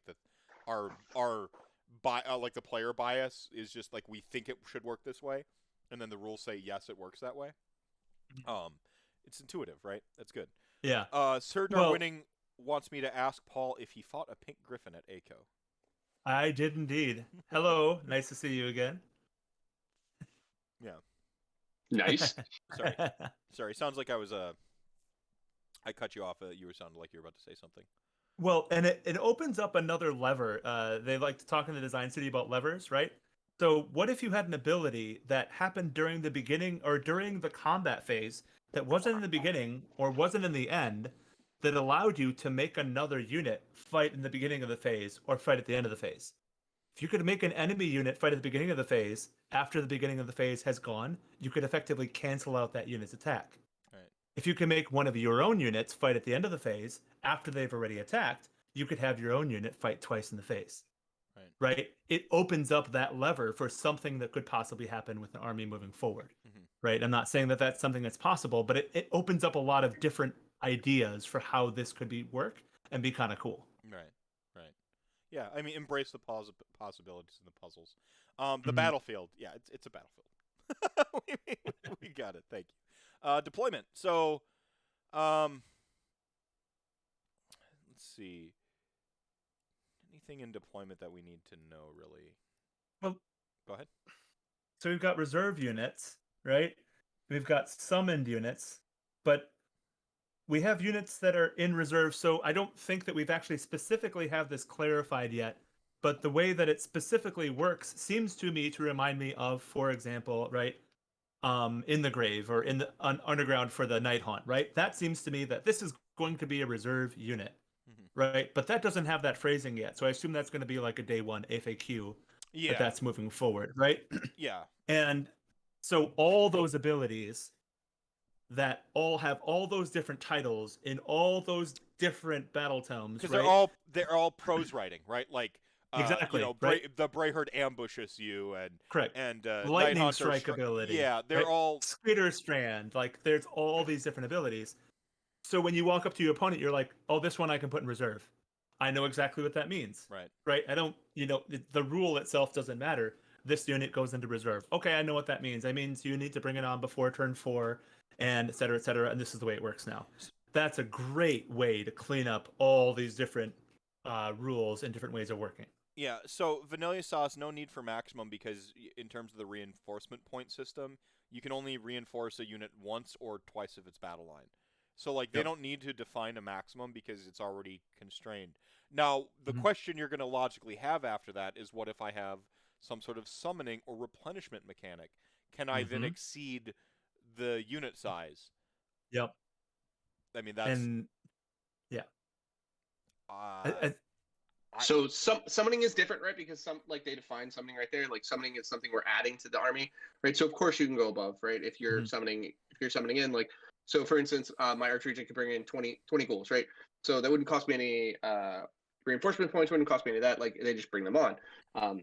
I think a lot of the other abilities, though, are going to be moved to off of Slain. Like, I don't know how many they're going to let go over. I think they're going to try to minimize that just from reading some of these rules. Yeah. Although I do like the fact that zombies can still go over. Yeah. Well, and the thing I think you also have to realize is, all right, we may not know what maximum means right now, or you might not be able to find a use for it. But what if a battle plan says you can only have a maximum of 30 models per unit? Right? And then later on, when we're going to be talking about the fact that you can have under strength units, which is something I actually did at ACO. I only had 8 of a unit instead of 10. But then all of a sudden you can place them in smaller spaces than a 10 unit of Reapers because you only have 8. And then you don't have to slay them, and then you don't have to worry about battle shock, right? But if you can only have one understrength unit, well, then you need to look at your army list and say, well, if I have to go up against this battle pack, and this battle pack says that I have to have a maximum of 30, but I can only have one understrength unit or 2 understrength units, all of a sudden this affects the way that I'm designing my army, right? Again, these are levers that they're putting into the rules that they could potentially pull on later, Well, right? So Horizon Lackey, the rules, what Vanilla Sauce is getting at, and what I'm aware of, is like, so if I can Deathly Invocation, go around and Deathly Invocate, my zombies. The notion is, like, I showed up with 60 zombies, right? And some of them died, and I'm like resummoning them back. Can I Deathly Invocation them past the 60 I initially had, which is, I think, what everyone's concerned about. Yeah. So I think for that, I'm going to actually read Deathly Invocation's phrasing real quick, because that might solve it there. But as it stands, I haven't read anything that says you can't do it. Oh, that's returning models. Okay. Yeah. The one thing with zombies is on the actual war scroll, like the zombie, like their built-in return mechanic, and I think it's supposed to be when they flavorful, pop people, like they're infecting. Yeah, popping people. So, that's the one you're wondering about. The 6 that the they 6 can go above, right? Yeah, so because, theoretically they could reinforce themselves above by popping models. Yeah, because they're turning them into zombies, right? Yeah. Granted, they have no save, so you're gonna wipe zombies. Like, neither here nor there. But yeah. I don't know. We'll see what happens, right? Like this might be an FAQ type situation. I don't think you're. Go ahead. I seem to remember that there was a rule in here that specifically says that if the battle tome overrides the core rules, right? Unless specifically stated. And so if the battle tome says that you can do it, and there's nothing in the core rules that says that you can't do it, right? Well, then it's going to work just fine, right? I think. Remember. Yeah, I think right now it's the people are thinking that zombies can, like, you're bringing a 60 block of zombies and you like slaughter stuff, and now you got 65 zombies, right? Like, that's what people think is the current rules allow for.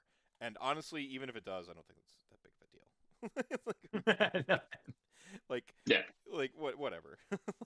go ham. They're zombies. Yeah. Army book greater than core book. Yeah. I mean, that's kind of been around for a little bit. Yeah. Right. 25.3 for reference. Look at you with your sidebars. Vanilla Sauce, did you just actually me? Yeah, he did. Sidebar for reference. So battlefield deployment. We covered that. Battle rounds.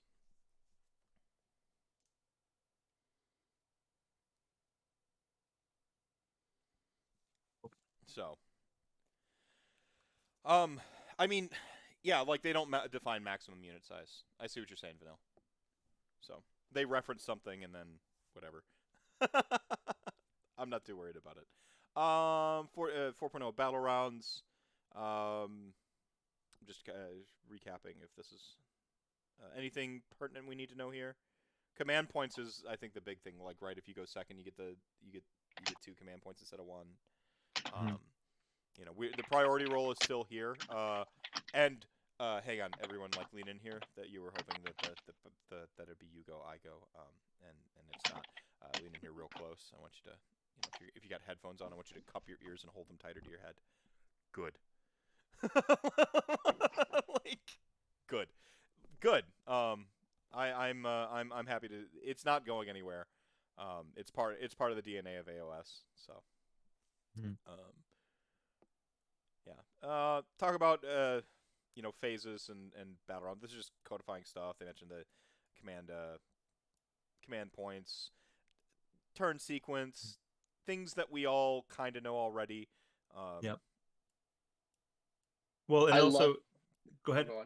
I was gonna say, I love that they are codifying, like, exactly how far all the command abilities can be used from, and I hope that we get rid of, like, the wonkiness of certain battle tones, where this one's within 3 inches and that one's within 9, and, like, we could just be like, it's 12 or it's 18. Done.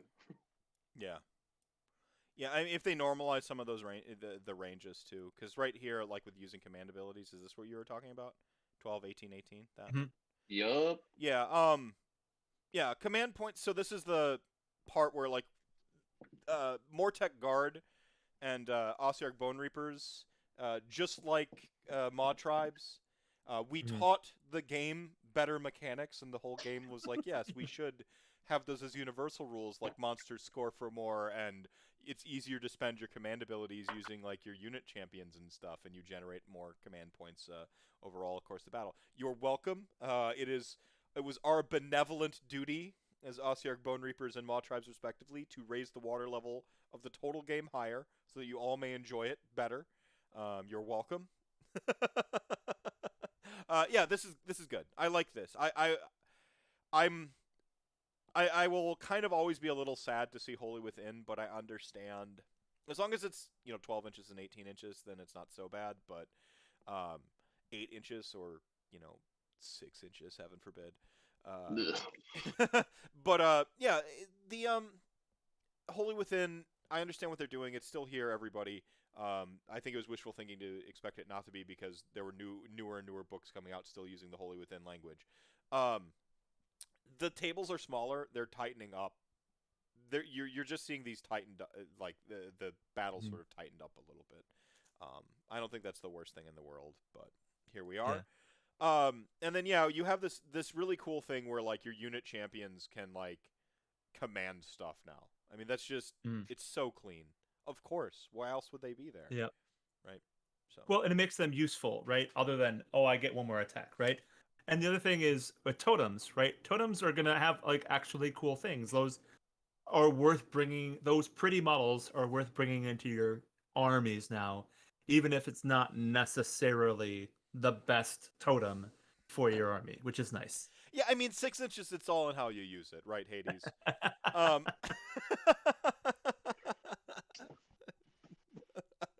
I love that they're to tag on that. I love that they're pushing in totems because like Dreadstorian's a totem for some strange reason. Like yes. Yeah. This is just cool stuff. This is the water level going up. By the way, this is excellent. The other thing about go ahead. It's making the cool models that you want to paint worth putting in your army, and that's cool. Also, right? Go ahead. Go ahead.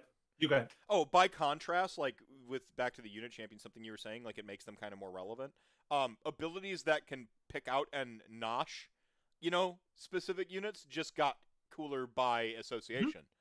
Like now I can nosh your 18-inch or your 12-inch bubble giver guy or whatever. Like yeah, let's go. So this is an example of like them making a change that just is a net positive kind of across the board for not just the models themselves, but also the implications of the other stuff that interacts with that. So well, and in a game where a 5-wound hero can be taken off the table super easy, and where some armies the highest wounds that you have on any heroes is 7. I'm looking at you, Night Haunt, right? Your unit champions being able to issue commands allows you to still use those command points, even if, like you've lost all your heroes. Right. You can still do cool stuff with your units. Right. And that's nice. It's letting you do more things with more things. Right. And it dilutes the impact of shooting just kind of sort of with like via a sort of indirect nerf, right? Yep. Or not an indirect nerf. It's an indirect buff to a bunch of armies that pad against shooting because now you can't snipe out. Good luck. Good luck. I'm behind 9,000 skeletons. Like, good luck sniping out like the one Hekatos, right? Like he's just in there. Yeah. No. It's cool. It also makes the game more mobile. Like your units can go off and do a thing now, and they don't always need to be babysat. Like, yeah, you can get some steroids off the babysitter hero, but like they're not dead on arrival like they were before, where you absolutely had to have a unit supported, absolutely had to have somebody there. It's I mean this is a great change. I mean it really is. The other thing is command points. You can't use the command ability, basically a rule of one. You can't use the command ability more than once, and a unit can't be affected by the same type, and so on and so forth. So just and now that makes you command abilities that have like aura effects that hit everyone like so much better. Correct. Yeah. Those you're wondering why I have a battle shock immune bubble on this character, versus, why would I use it? Yeah, exactly. Mhm. Yeah. Um, And then, go ahead. so we've got the hero phase, right? 7.0. And then, which is nice because then we've got wizards, priests, wizards. Like we're starting to see delineation of those different terms that we were using earlier on. And then heroic actions, which are the super awesome new little cool additions, Yeah. right? So I'm so excited to try these out. Yeah. by all measure, from a lot of the people who have been playing 3.0, from what I've heard so far, like they adore these. And I mean, okay. So like, maybe this is a time where we talk about rules bloat, right? This might be a time where we talk about this. The There are free things that you do that are fun and cool, right? Like they're powerful, they're interesting. They make heroes feel more impressive. Actually, like this is good stuff.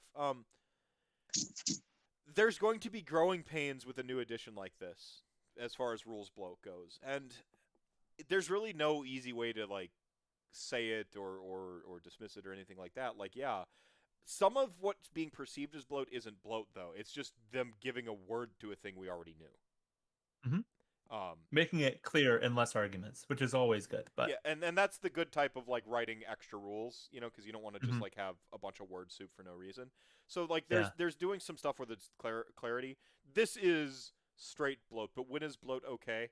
When it's awesome. It's the penny arcade thing. Like, what's the difference between ripoff and homage, whether I like it or not?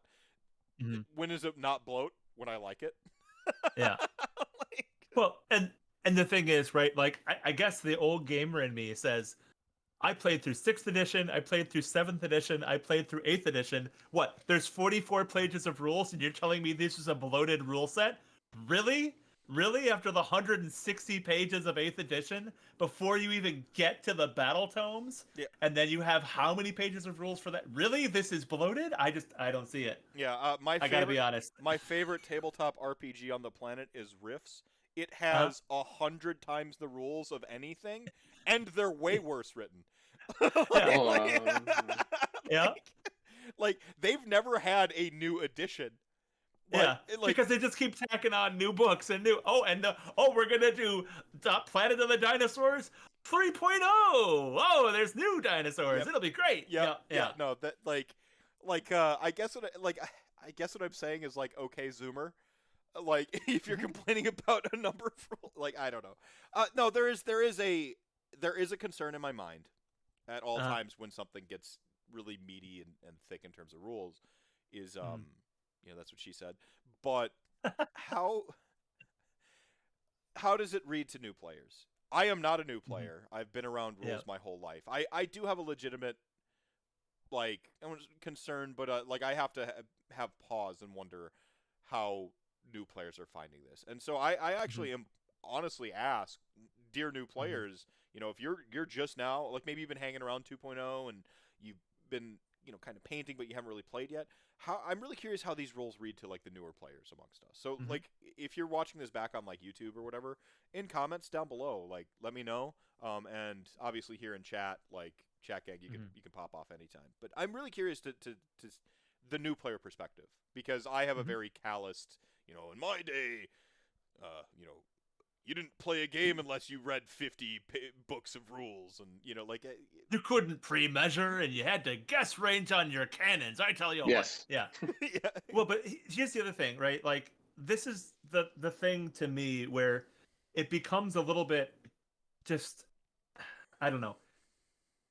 I don't worry about rules bloat with new players, because new players don't think they're going to get the game perfect. Because new players are just looking to play games with their models, right? And so rules bloat to me is completely just unreasonable. Like a non sequitur. It's just not exactly okay. Right. Like, this is only really important if you are a tournament gamer, right? Or if you want to make sure that you're playing it exactly right. But if you want to make sure that you're playing it exactly right, you want something that delineates all the terms. You want rules bloat, because we had 1.0, we had 2.0, and those weren't clear enough for us to understand and not have an argument. What you want is a rule set enough that you don't have as many arguments as you used to have. Well, they're right? is rule 0 or rule number 1 in here? Solve it with a die roll. Is that still in here? I I haven't. don't. Is that I don't gone? don't see it. remember. Is it gone at last? They actually want you to like get your rules correct as opposed to fix it with a die roll? Yeah, I believe so. Have I been working so many hours? Like I'm just like like sweating and getting out of my work truck and just like new AOS rules. I didn't even notice like the one big gripe we all used to have for like a long time when I first started playing this game, like if it's gone or not. Am I out of touch? No, it's the children who are out of touch. Like, All right, I got two things on this last point on this one Yeah. before we move on. First one, if you're watching this on YouTube, make sure you hit like and subscribe and hit that bell for gross. notifications. No, actually do the opposite. Thumbs down. No.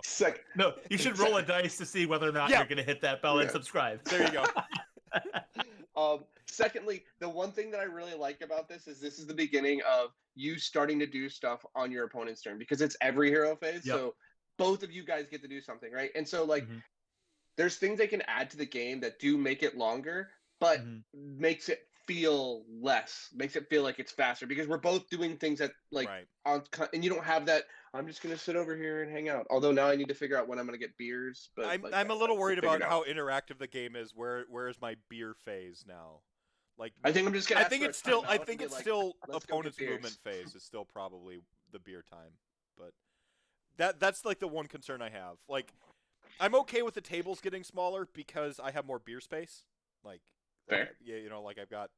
Hopefully we just keep using the exact same table sizes for the tournament. We just use the smaller mats on those tables. That would be ideal for me. Yes, everyone in the tournament scene conform to my specific needs here. I am the most reasonable person. Yeah, no, heroic actions are cool. They're interactive. I mean, this is the good kind of interaction. Like it's stuff that we're kind of doing, and there's a back and forth. It does, yes, it does make Gotrek even better. And you know what else made Gotrek even better?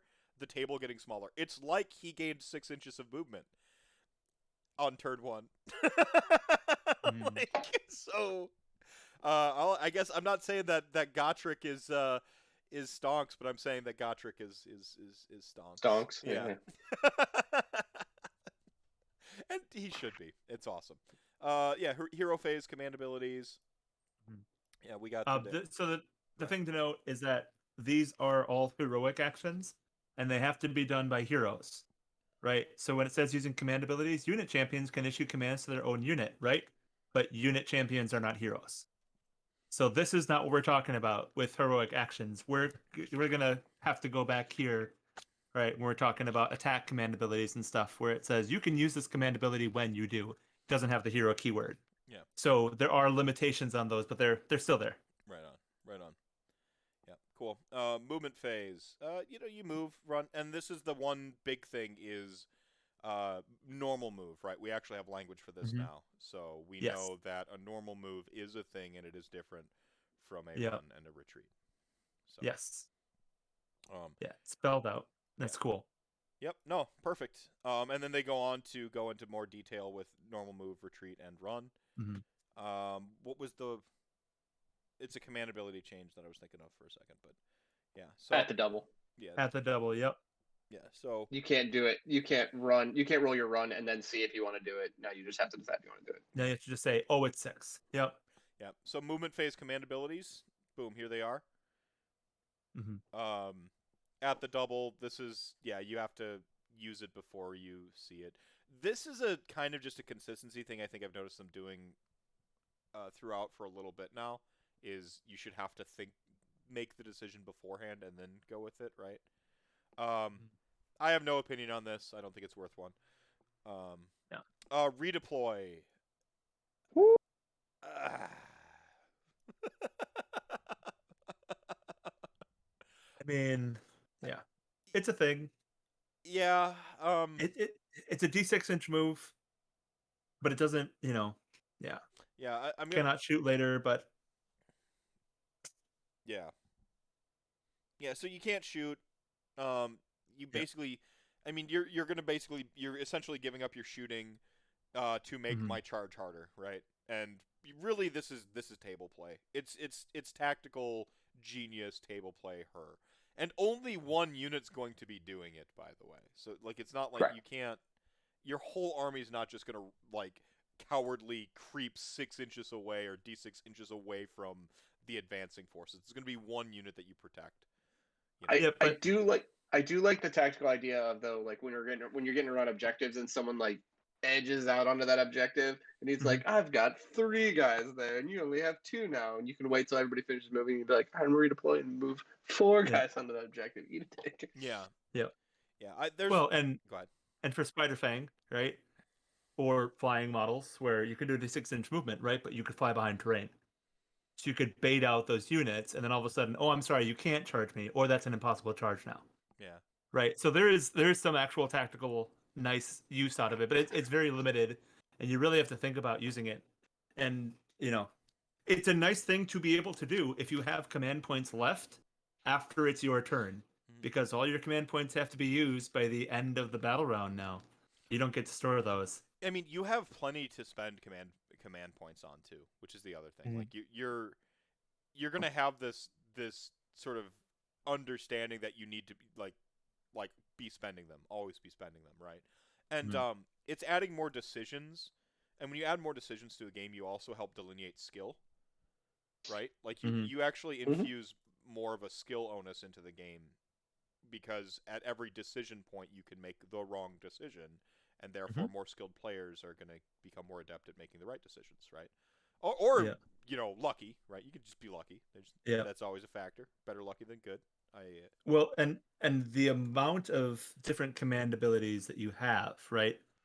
It really means that you can have completely different strategies for running even the same army, right? If you're like, I want to run this army, I want to do all-out attack, right? Well, I'm going to use all of them during my phase, right? If I want to run this army, but I want to, maybe focus on defense or focus a little bit more on saves, right? You can actually, this is a way of allowing your army list to do different things without changing your army list, which is a little cool. Right. Hey, the Dice Dome with a rating party of 17. Welcome to chat, gang. Yeah, we're just talking relaxed fit. We're going with a relaxed take here. There are people out there who are doing really in-depth coverage of 3.0. I just want the sort of bare bones and what are my little Mephisto isms? What does Paul and what do Dave think? So this is about adding seasoning and flavor to 3.0 takes, not doing a holistic deep dive on every aspect of it. But welcome. It's about the sauce.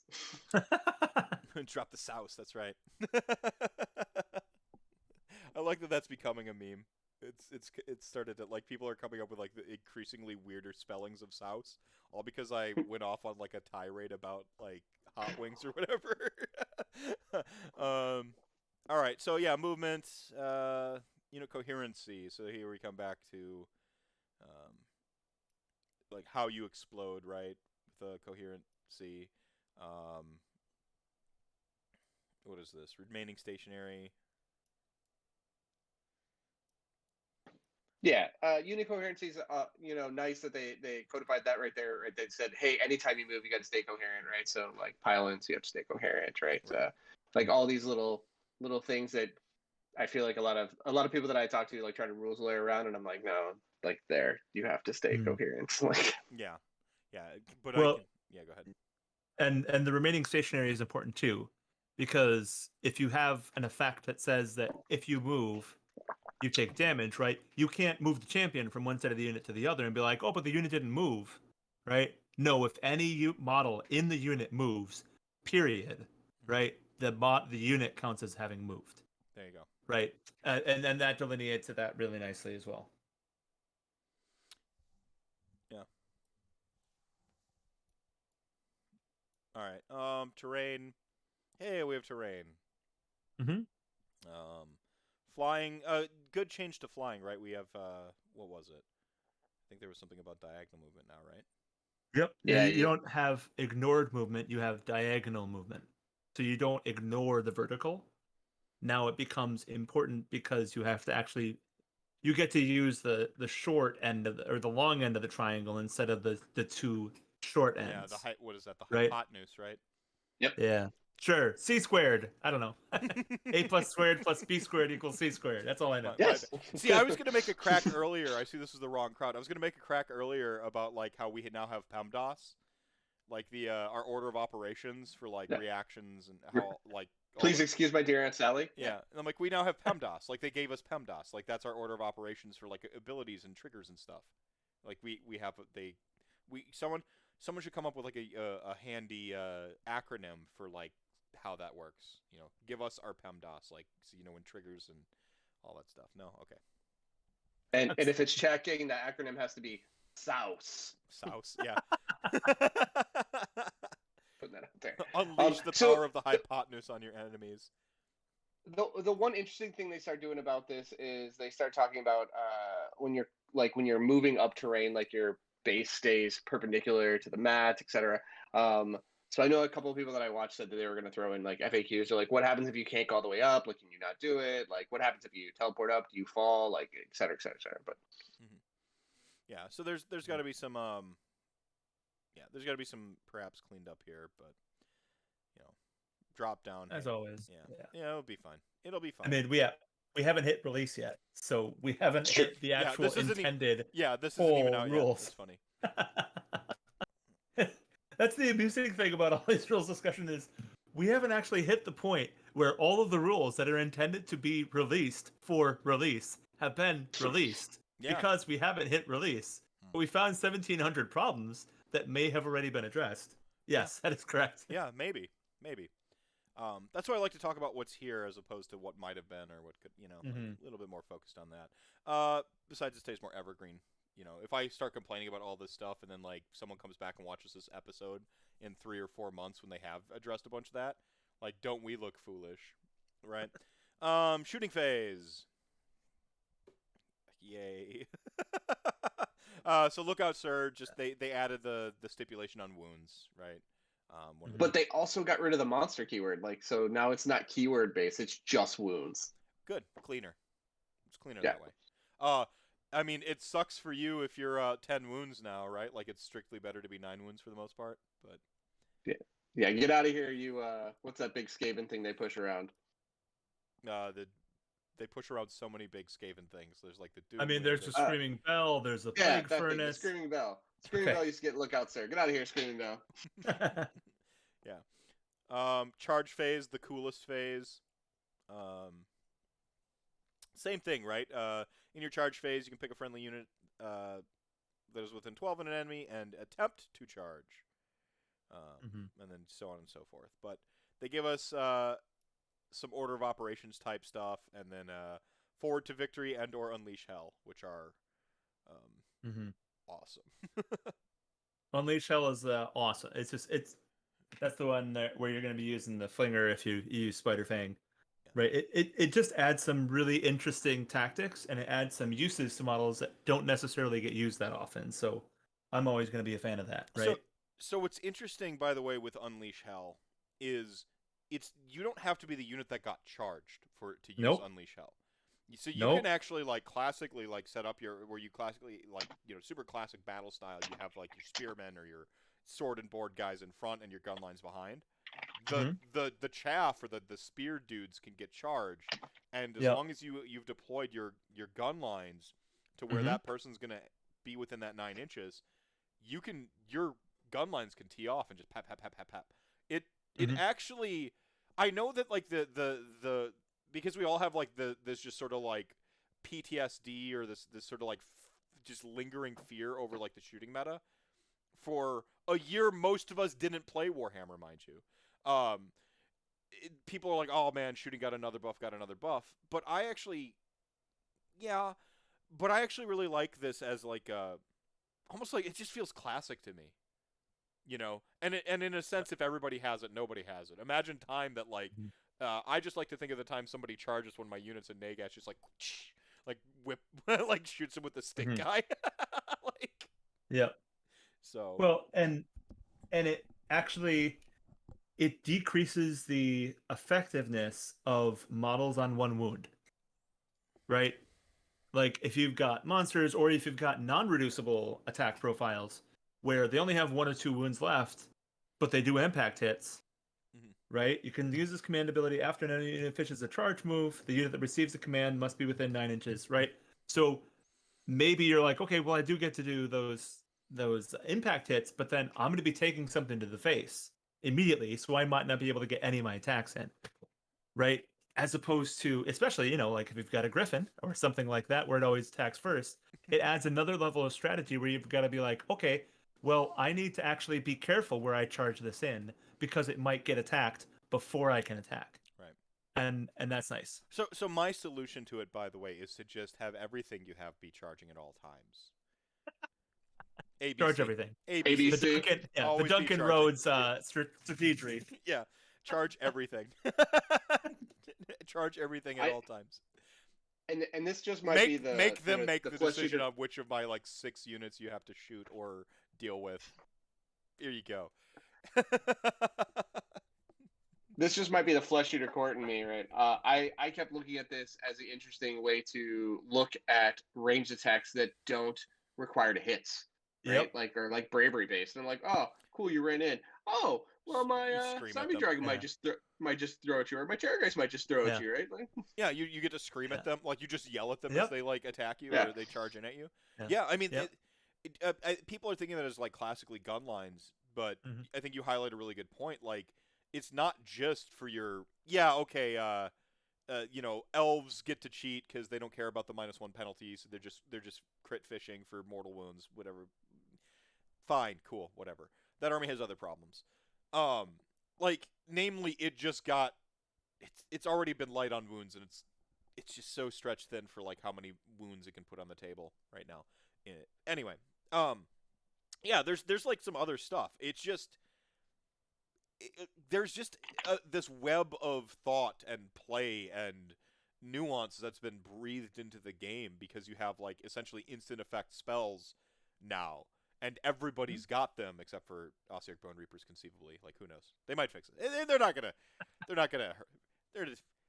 I hope OBR gets extra stuff on top because you guys raised the water level. Right? We raised the water level so high. They're to reward you. You get double RDP abilities now, and they're not gonna leave us hanging. It's a 100% brand new army. The wheel keeps turning. It always keeps turning. I'm not too worried. It's easy to be reactionary. Combat phase. Fight sequence. One more interesting thing about shooting is you don't have to make all your shots. Mm-hmm. You can be I only want to make 3 or 4. Whereas with combat, you have to make all your attacks. Yeah. Correct. Yeah. Interesting. Big buff. Yeah, to Thankwell. I'm telling you, the opinion on Skaven right now seems pretty divided, split down the middle. 50-50 people are oh man, Skaven got hosed, and the other half is oh man, Skaven are great. So you want the Mephisto tiebreaker? Skaven good.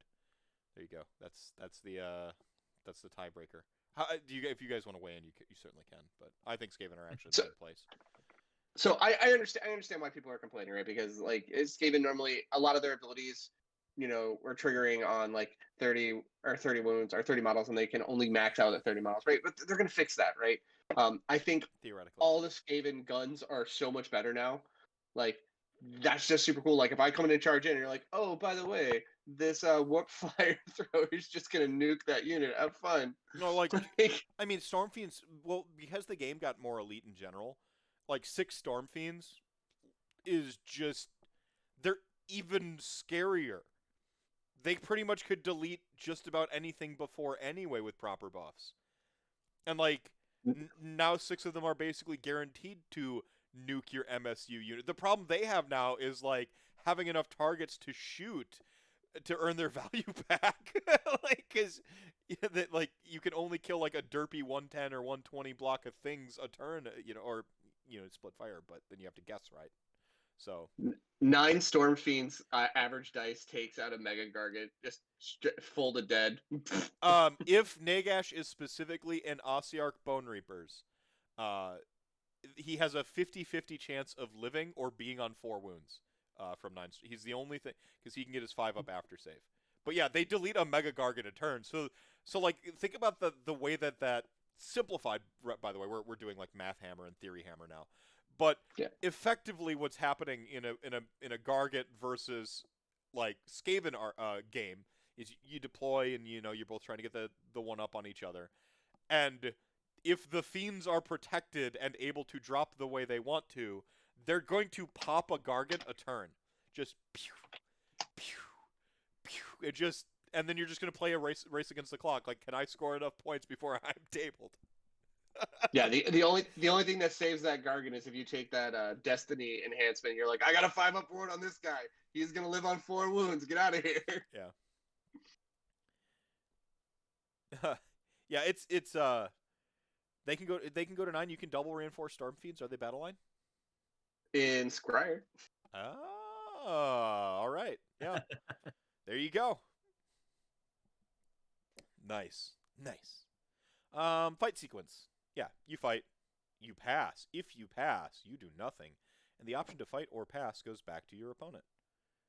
If both players pass in succession, combat phase ends. So this is actually like really cool because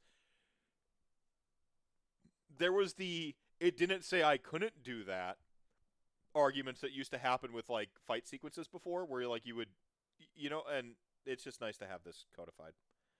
It's nice to have it codified that if you made a charge move in the same turn and it has not fought in that phase, right? So if you make a charge move but you're more than 3 inches away, you can still pile in up to 3 inches if something happened and stuff was removed, right? Which is something that you would do before with coherency, where you could like, oh, I'm going to take away this thing over here, and then all of a sudden that unit is within 3 inches. And you're like, well, the rules don't say I can't do it, so but now they've made it very clear in here of like, nope, you get to do that still. You get to activate. You still get to pile in if you made a successful charge, even if the unit that you charged against has moved out of the half-inch range, or you still get to pile in. Yeah, which is nice. This also 100% ends the conversation forever about like Van Hels, where like you charge, you wipe the unit, and then you take your second pile in anyway. Like, yeah.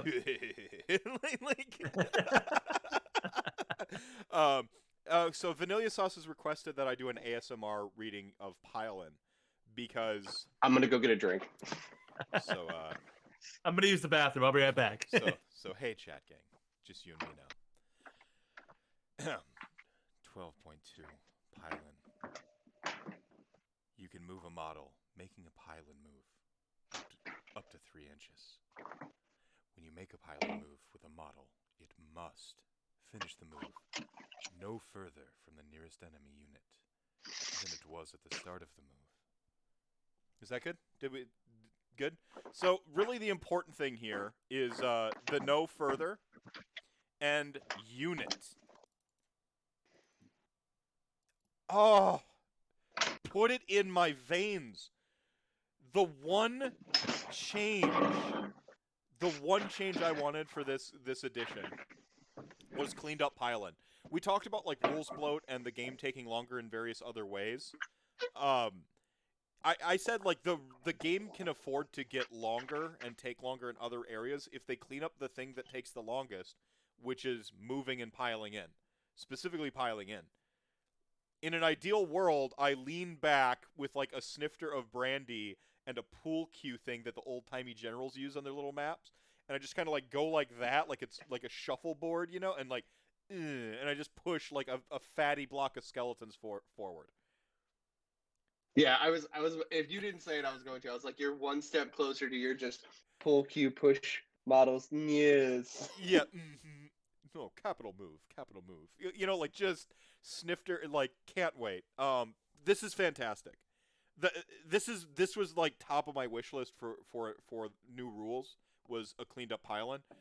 We had one sweet day, or like one sweet month in 2.0 where Pile-In was like, yeah, and hang the banner, mission accomplished. This is it. This is the biggie. The game, and I bet you anyone who's played 3.0 so far can attest that Pile-In just like sped up the game so much with this. This one change, the change from model to unit alone, like worlds of difference. And then the no further from, which is essentially cleaning up some of the weird we were worried about, like taking your Must 6 be inch closer than. yeah, your 6 inch and so this is good. This is a good form, Peter. Yeah, exactly. Yeah, good form, Peter. Good form. Like, and then just like everyone's got monocles and brandy suddenly. Like that's how we play now. This is how we play. uh, and how's it going, Princess Wigglebum? Sorry about the ASMR, but vanilla sauce made me do it.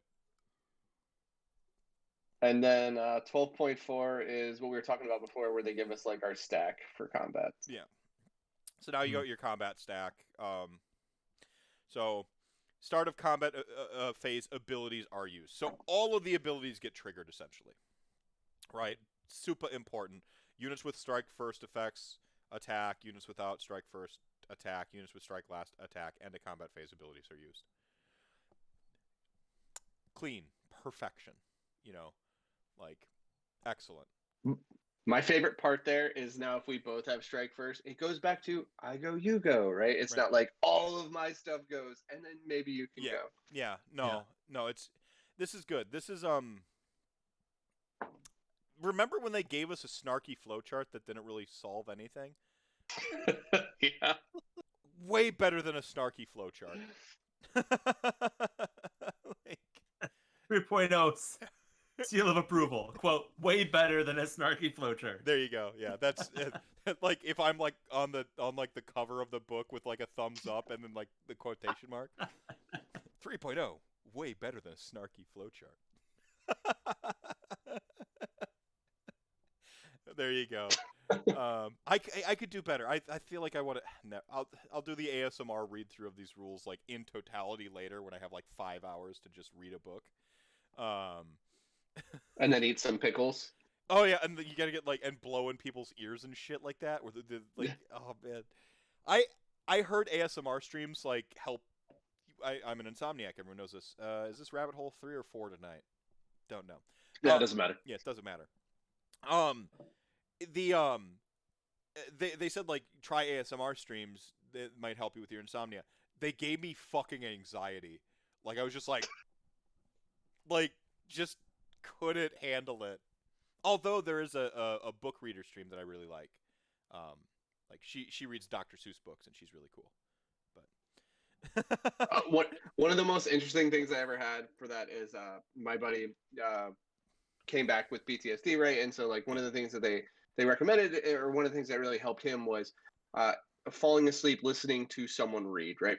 For some reason that really helped with him. So he would take his Audible account, right? And he'd get that, he would have it read, he'd be like, Alexa, read this to me, but he would set like a sleep timer to it.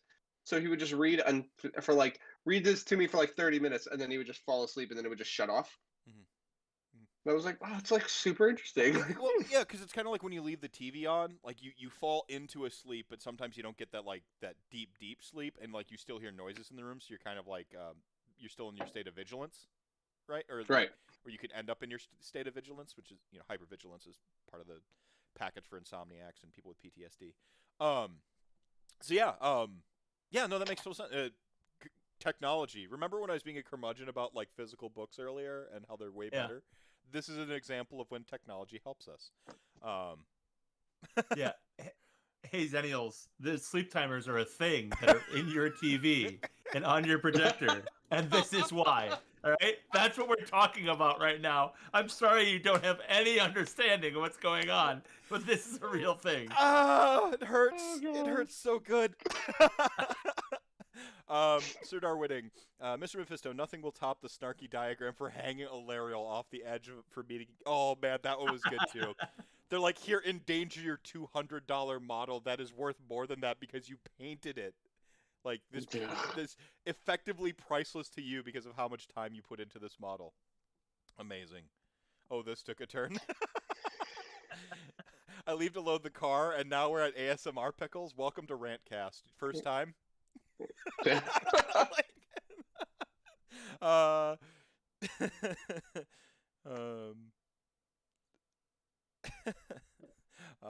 Fall asleep to my Audible. Right on. Yeah. Yeah, there you go. Shout outs to those that use Audible to fall asleep. So, all right. I mean, it sounds like something cool. I have this unnatural superpower where I can just go to sleep. Like my wife hates me, like, Sorcery. but I'm just like, Sorcery. I just like, hey, I'm gonna go to sleep now, and she's like, what? And she's like, and like 2 minutes later, you're snoring. I'm like, oh. And you were. I don't get it. I don't. You what a bastard. I agree. Yeah. Sorry. Amazing. Well, like, there's people who like get tired at night. Like Brendan, he has to go to bed at like 8 o'clock or something. I'm like, playing in like D&D games and stuff like that, and you just, because the game goes to like 10 o'clock, and like I'd watch this person get tired, and I'm like, that happens for you before like midnight? Like I've been crushed by my work week. I haven't had a weekend off in 2 of them now. It's looking like I'm gonna have to work through this weekend this week as well, both days again. And like I still can't get to bed. It's not working. I'm wired right now. I'm exhausted, but I'm, here we are. I even cut coffee. I finally cut coffee out. I haven't had coffee in all this whole week. I was hoping it would help. I know. So you want to know a secret? What's that? Whenever I stop talking on the Mortal Realms for extended periods, it's because I've fallen asleep. Amazing. While we're recording the podcast, you can fall asleep doing things too. Like it would be like Dave, you'd be sitting next to me, just going like, again, and like I'll wake up for the wrap up because I'm like, oh, it's important. I gotta say something now. Okay, so rabbit hole number 507. So like, for all my Army veterans and stuff out there who have been through similar situations, right? So I was commo in the Army, right? But I was so we would set up 2 shots, right? 2 radio shots. But I was the slave to the link, so I couldn't tell the other side what to do, right? I could only react, right? Even if they were doing something stupid, like we weren't technically allowed to do any of that. So 1 shot we were up for. It took us 38 hours to get it in. And the rule that my sergeant had was if you're like the senior person, you don't go to sleep until this, like, the shot comes in. You don't have to do anything else. When you say shot, what do you mean by shot? Just real quick. Like, so we would put up radio antennas, right? And so you would have to align the radio antennas, then you'd have to make sure that everything matched up and that you had this certain amount of wavelengths and everything hit.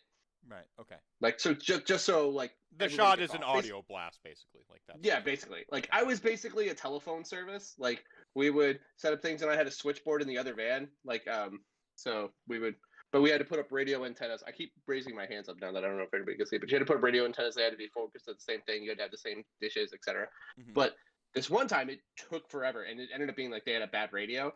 But like I got to the point where I was so tired that like I would close my eyes, and I swear I could see everything else that was happening, but my eyes were closed. So I didn't realize my eyes were closed. Like, and people would be like, Blender, wake up. And I'd be like, oh, hey, so yeah. And they're like, well, what was I doing then? And I was like, well, you raised your hand, you did this. And they were like, what the fuck? Your eyes were closed. Yeah. Crazy town. Razor Tree dropping 1,000 RDP to remind everyone the chat gang ain't nothing to mess with. Old cast. Yeah, that's it. I'm going to go ahead and delete. If I could figure out how to change titles on my technology internet box here, I would switch the title to say Old Cast and not RelaxCast.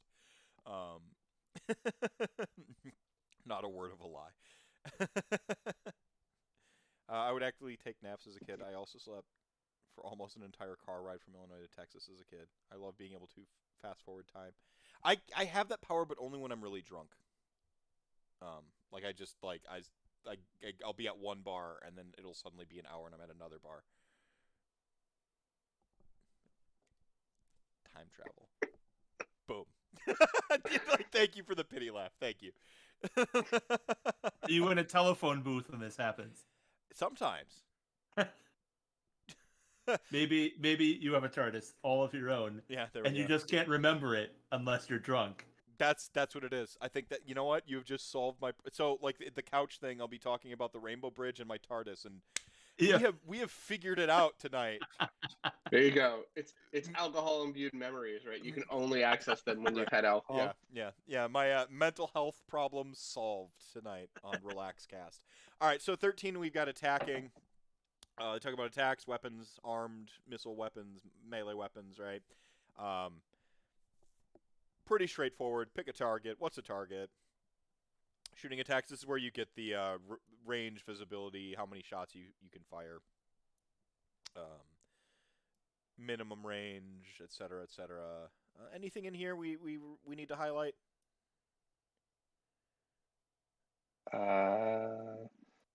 No, I think they cleared up some of the rules with the combined attacks. It was just the same thing we were all doing, but like they codified it. Yeah. Okay. Yeah. Attack sequence. Go ahead. Well, so way back when we were talking about abilities and effects, right? It's okay, Tectonic Craft. I thought he was making a Bill and Ted reference too, and it turned out it was TARDIS. He like took a left turn on me. It's okay. I did the same thing. Go on. So abilities and effects covers everything that is not specifically listed as a melee weapon or a missile weapon, right? So we're getting that all covered again, and we're talking about the ability and then the effect, and we're actually not being like, oh, these things that just happen in the shooting phase. No, these are abilities that have effects, and the ability tells you when it happens, and the effect tells you what it happens. So everything's actually getting talked about as to what's happening and when it's happening and why it's happening then, right? Which is nice. Right. I like that a lot. Yeah, A+ good codification.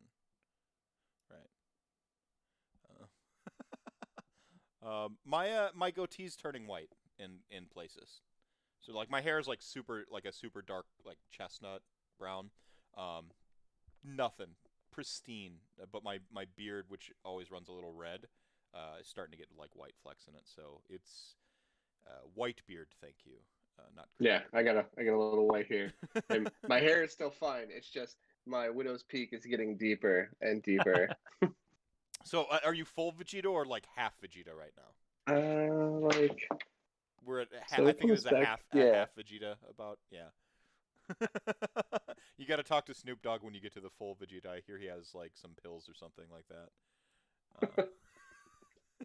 No matter what, Snoop Dogg always is going to have some pills or something, I hear. I don't think it matters what situation you're in. I love the internet meme I saw for Snoop Dogg is like someone was like criticizing like all the different things Snoop Dogg's done, and it's like, dude, he completed the game. He's just going back and cleaning up the side quests now. like I mean, he made friends with Martha Stewart. Like, what else are you gonna? Yeah. I don't even know what to do from there. Yeah, no, he already won the game of life, and now he's just like cleaning up some side quests and stuff. That's what you do. Where did he get his strategy guide, and how do I buy it? Prima, apparently, right? Snoop Dogg Plus. There you go, Snoop Dogg Plus. That's what. Yeah, that's a callback. Like that. Veterans of radio broadcast here. All right. Attack sequence, wound, save. This is where we get the +1 -1 hit stuff, +1 -1 wound stuff, and then we get the sort of save roll exception, right? What's important here is the 1s and 6s always fail and succeed respectively. I mean, that's like a throttle mechanism already on penalties and bonuses. So, I don't know. It's just. I think that this is trying to nip NPE and some of the NPE in the bud that we felt from like absurd bonuses, quite frankly. This is one of those things I don't have an opinion on. It's just cool. Well, yeah, I think a lot of it is a lot of units still have on an unmodified roll of a 6. Yeah. Right? And it makes it a lot easier to counteract that. Mm-hmm. Right? And it makes it, yeah. That's all. I mean, it's cool. I like it. Yep. Talks about how you go ahead. I think this fixes that stupid Bastillodon 1+ thing, though, doesn't it? 1+ armor save? Because an unmodified save roll of 1 always fails. Yeah, so. Yeah. So, Bastillodon fixed. What's damage, so on and so forth. Then we get attack command abilities. All out attack, all out defense. So importantly, you pick it when you choose your unit, or when your unit is is selected as the to be attacked. So you choose it then, and that's I think the most important part is that the logical moment when you think you should use it, as opposed to at the beginning of the combat phase. Then you do the like you have to buffer it out. So I like that. Yeah, I now use it how I'm supposed to be instead of cheating all the other times I played it, because I always just played it like this. I'm like, oh, I'm gonna use my. Well, thing now. this goes to the Mark Rosewater like rules of 20 lessons I've learned from 20 years of Magic designing Magic the Gathering or whatever. He says if players keep playing an ability a certain way, then write the ability that way. Like if they if they do that, then you like there's some logical. It doesn't matter the intent, right? Yeah. After that point, like if your players are just always going to insist, so then you write the rule to be that way, and this is that, right? Like, a healthy, the intent of what are rules? Rules are the way, like they're just this sort of shared dialogue or a shared lexicon of how we know to interface with the game together, right? And just like in language, you have like colloquialisms and shorthand and all these things that are like perfectly good language techniques, right? And in rules, we start to kind of like our brain, because everything has to be codified when we're playing a game, like we're less forgiving to some of that wiggle room in rules. And I get rightfully so. You come from UK and I come from America, and we have a bunch of different, things going on culturally speaking, and we need to have some common ground to meet and play this game together. That's what rules do for you. But like thinking of rules as these like immutable, shiftless like mountains, that's the wrong way to think about rules and what is even good design. Like, I did my design show a little while ago where I talked about like literal like Aristotle and Descartes and first principles of design and a bunch of stuff. So I covered that. And if you have not watched that show, go back and watch that show. Like, phenomenal show. I thought it was pretty good. I don't toot my horn too much, but that one I thought was pretty good. I had the That's why you have me on here. Yeah, there you go. Thank you. Hype man. What AOS model would have the most gnarly old man eyebrows? Kairos. Yeah. I could almost like a Skeksis.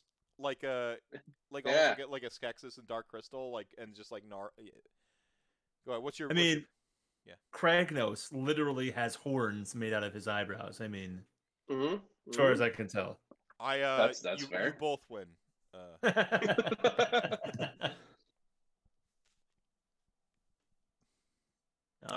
Vanilla sauce catching it. It's the removal of lowering a dice roll below 1. Being out of 1 that fixed Bastillodon.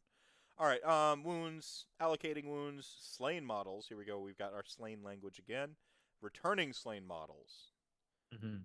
So, they just made this a general rule, which is nice. Well, they also, if you read it, it says, set up the models one at a time within 1 inch of a model from their unit that was not returned to the unit earlier in the phase. Yeah. No longer can you start conga lining out. No fun allowed. Unit. Yeah. No. You couldn't tie another unit anyway because you couldn't set them up within 3 inches of a unit that you weren't already in combat with before. Yeah. Well, but you could tie up other models in that unit, right? So if you had one model in 3 inches, you could go through and you could pin another model by making that the closest one. Sure, but I mean that's fine. You can still do that. You can still do that as long as you're within an inch of someone who's already there. But you have to be within an inch, so you can't just like bring back, like 7 models and make a line and which is what I did at ACO.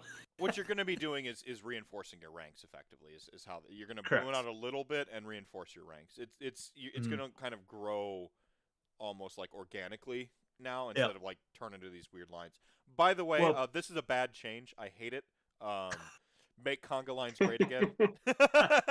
Well, it also means that you really have to consider when you're fighting in between pieces of terrain. If you've got pinch points, you might not have a place to place these models because everything has to be within 1 inch of a model that was not slain. Yeah. So you're going to have to choose where you're taking your casualties in order to make sure that you can place them back again. Because once you remove the second rank from a unit, all of a sudden you've removed possibly 3 or 4 models that can't be brought back. So this actually makes removing models really, really tactical even though we didn't have that, even though, it's not the same tactical that it was from 2.0. Yeah, I hate it. It's a nerf. No. Honestly, if this makes people let me play undead the way undead's meant to be played with less complaints, then it's a win for me. Like, I get to regen stuff, and it's a lot of the summoning in death. I think has a lot of really good throttling mechanisms to keep it from going too OP or too out of bounds. And this is just reinforcing that for me at a core rule point. I mean, this language is already in the language for our death regenerations in Soulblight Gravelords. It is not in there for Ossiarch Bone Reapers, however, so this is an important distinction. Returning slain models, yeah, so we get that. Wards. We now have the word. It is officially a ward save. It was unofficially a death save because we did it best, first, biggest, baddest, strongest. But now it's a ward save. We have a language for it. This is important. This is good. Also, it clearly states wound or mortal wound. Yes. Yeah. So reinforcing that it's supposed to be used for both, and we shouldn't theoretically be getting any rules anymore that have that gap when it's supposed to be a ward save, right? Right. All right. It's been a lovely night. Good night. Thanks for hanging out. Thanks for stopping by. Healing wounds. Yeah, so some abilities allow you to heal wounds. Yeah. Can't heal wounds if they're slain. Again, a lot of the language on things that can return or heal tends to say return or heal. So, but yeah, we got to have the words for it, and then mortal wounds.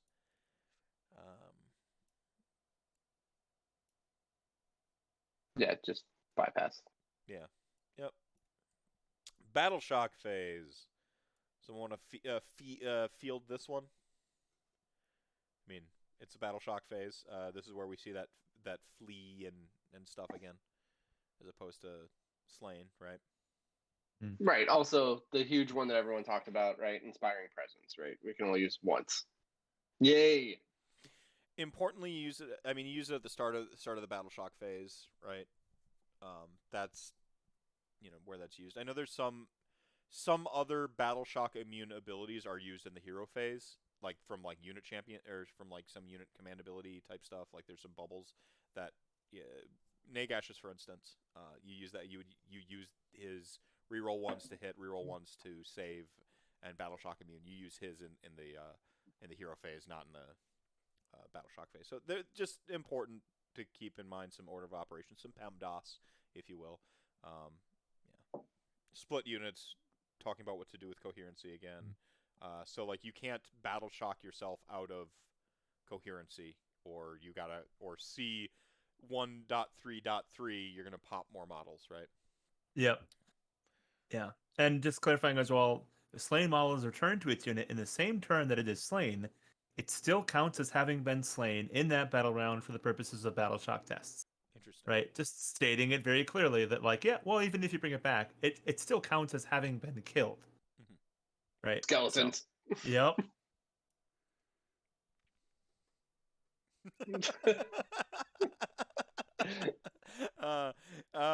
And then end of the battle round, the cleanup phase, if you will. Once the battle shock's done, the players check the battle pack they're using to see any special stuff. Important to say that, hey, there's a cleanup phase. There's a I use magic as a shorthand, but all right, terrain. Anything worth mentioning with terrain? I guess you get cover from being behind, and now you can have scattered terrain that's purely decorative. Cool. Where is it?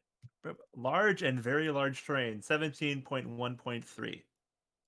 Terrain features that are extremely big. A terrain feature more than 12 inches and up to 19 inches across at its widest point is a large terrain feature. Terrain feature that is more than 19 inches across at its widest point is a very large terrain feature. What very large terrain features do we have that are currently on sale from GDead? The is the Corn Castle still on sale? The Dreadhold. I don't think so. Maybe.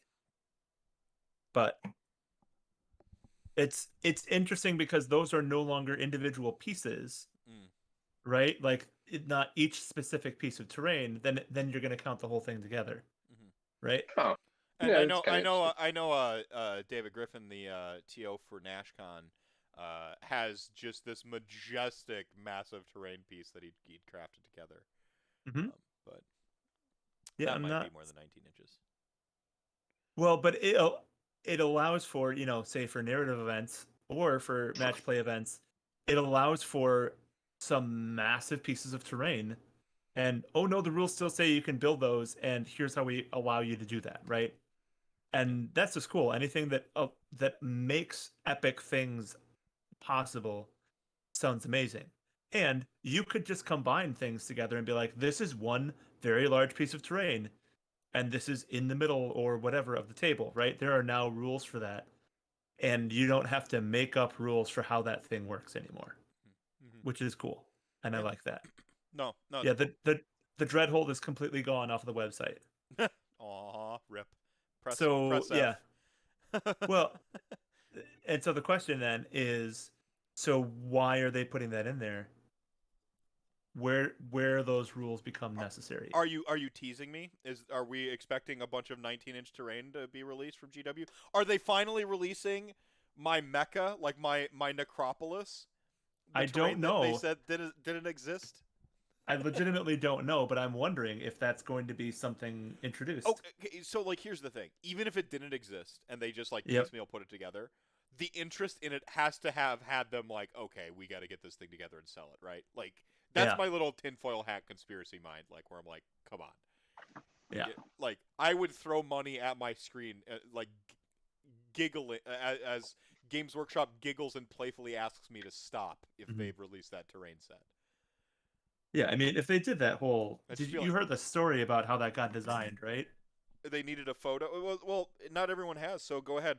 I am the audience's proxy here. Tell me.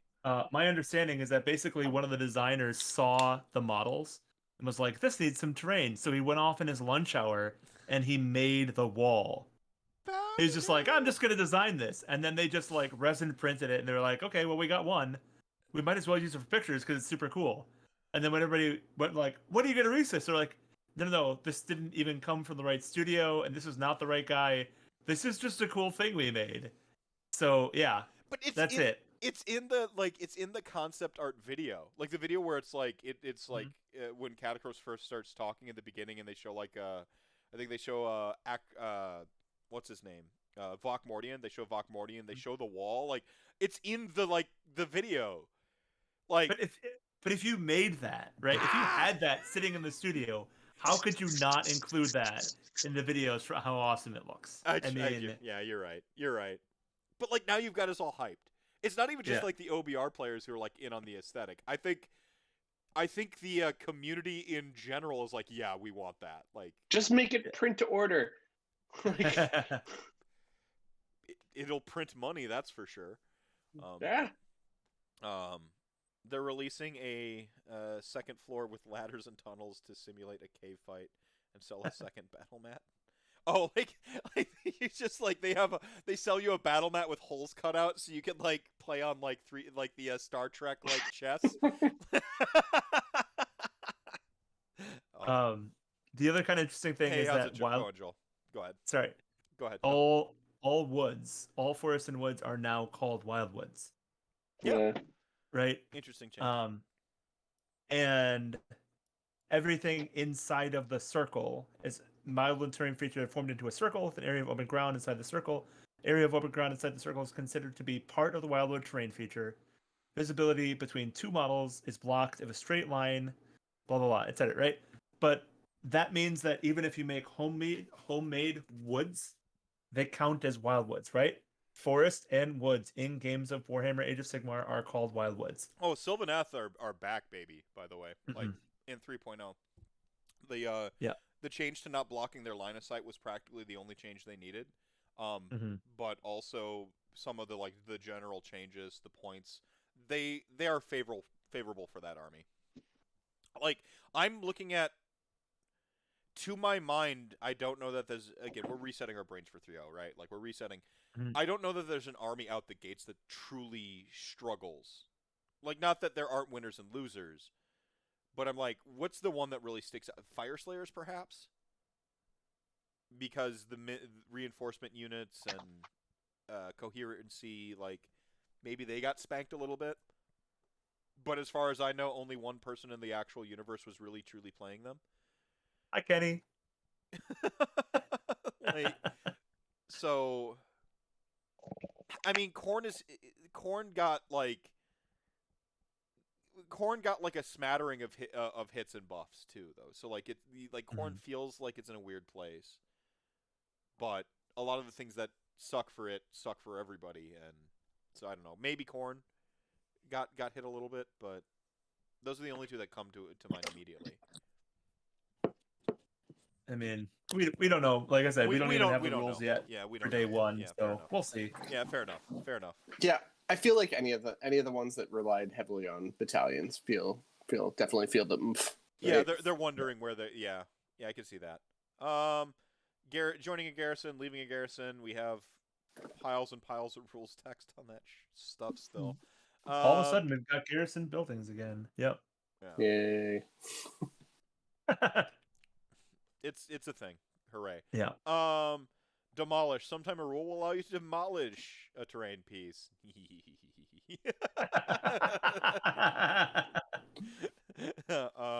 Objectives. So I like that. This is huge, by the way. I don't know that people realize that them moving objectives like into the core rules on how they're scored, deploy, etc., is a big deal because they've kind of treated objectives on a case-by-case basis of the battle plan. Yep. It's so much better to have a codified this is how they work and then write the exception into the battle plan than it is to write a bunch of different stuff all the time. This is like command abilities all over again. How it was really weird to us for a whole generation of Age of Sigmar that they didn't cap all command abilities being able to like tap multiple times. They went back and basically wrote the exception a million times that you can't do it. And it's like, well, at that point when you're writing you can't double tap most of the abilities and only letting a few of them through that can be, you have done this wrong. Like, you needed to write you can't use all command abilities more than once unless otherwise stated. You needed to say that. That needed to be the rule. And then you worry about the exceptions. Same thing going on here with objectives. So, big. I mean, this is just quality of life right here. Mm-hmm. And this is the way that everybody was playing it, right? Now we've made it so everybody's playing it the way everybody's playing it, right? Like you said, making the exception being an actual exception by saying this is what normally happens. Right. And the other thing that this does is for beginning players and stuff like that, right? You can use a battle pack or you can just use these rules, right? The battle packs can play off of these or you can just play games. Yeah. And I appreciate that a lot. Right. The other thing I almost forgot, you talking about this reminded me of a sort of a separate but worthy point on these, is you gain control of your objectives basically at the sort of at the beginning of the game. So you just you have that stuff. It encourages the mobility of the game.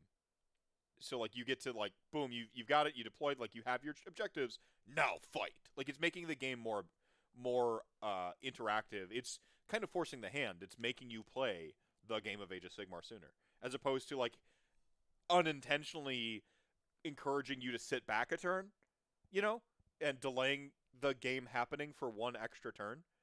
Effectively, is the way they were written did before, and quite frankly, it encouraged people to play castle builds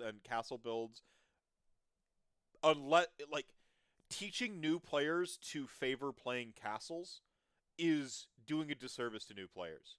They're not learning a deeper version of the game, like that, being active and being proactive in the game. You're teaching them to try to kind of wait for a win, which is not teaching people how to. It's a tool in the tool belt of experienced players to learn how to do, and to hey, if you find out you love defensive armies and castle styles, yes, but you end up doing a disservice to yourself because you don't master the sort of breakdown, as I've heard it called before, that sort of late game where you're sort of scrambling for a couple points to win. You don't really master the breakdown. You don't understand how to be the beatdown, how to be the aggressor, how to be the person dictating the game, which is again a disservice. So this is another one of those like kind of like small, mostly a codification thing, but it teaches you to play the game better. It just straight up teaches you to play the game of Age of Sigmar better. Yeah, I think it's huge, but this means my Kraken Eaters can kick objectives turn 1 instead of I have to sit here. Okay, thanks. They wrote it. Yep. They wanted that to be a thing.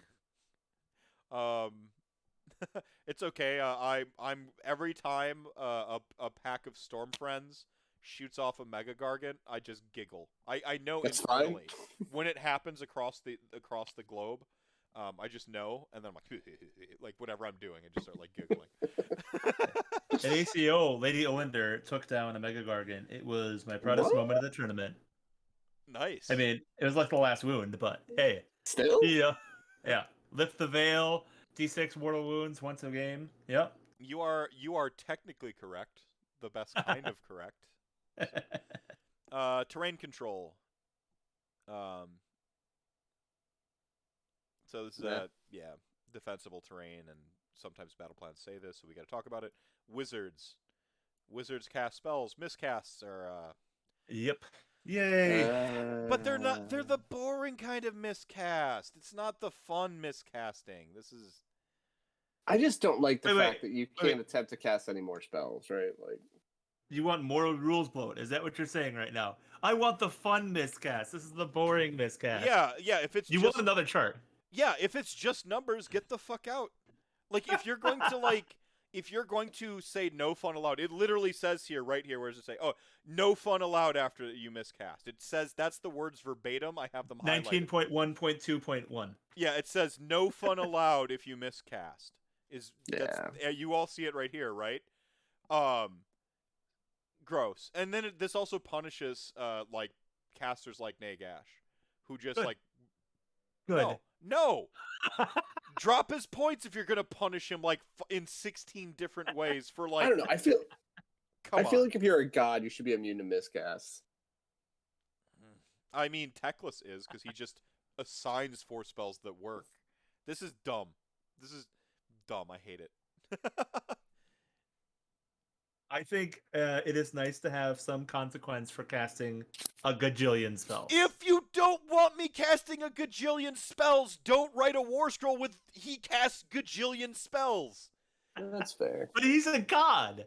This is a lore-based game with miniatures that were designed to reflect the lore. The god Does shouldn't he look miscast. like he should cast a gajillion spells? Yeah, he does. He's got 9 books spiraling around them. Each one of them is just firing off spells. Well, spoiler. Look, yeah, Those we weren't get it. the real Teclis is books. anti-literacy, okay? Like, he's basically a fascist.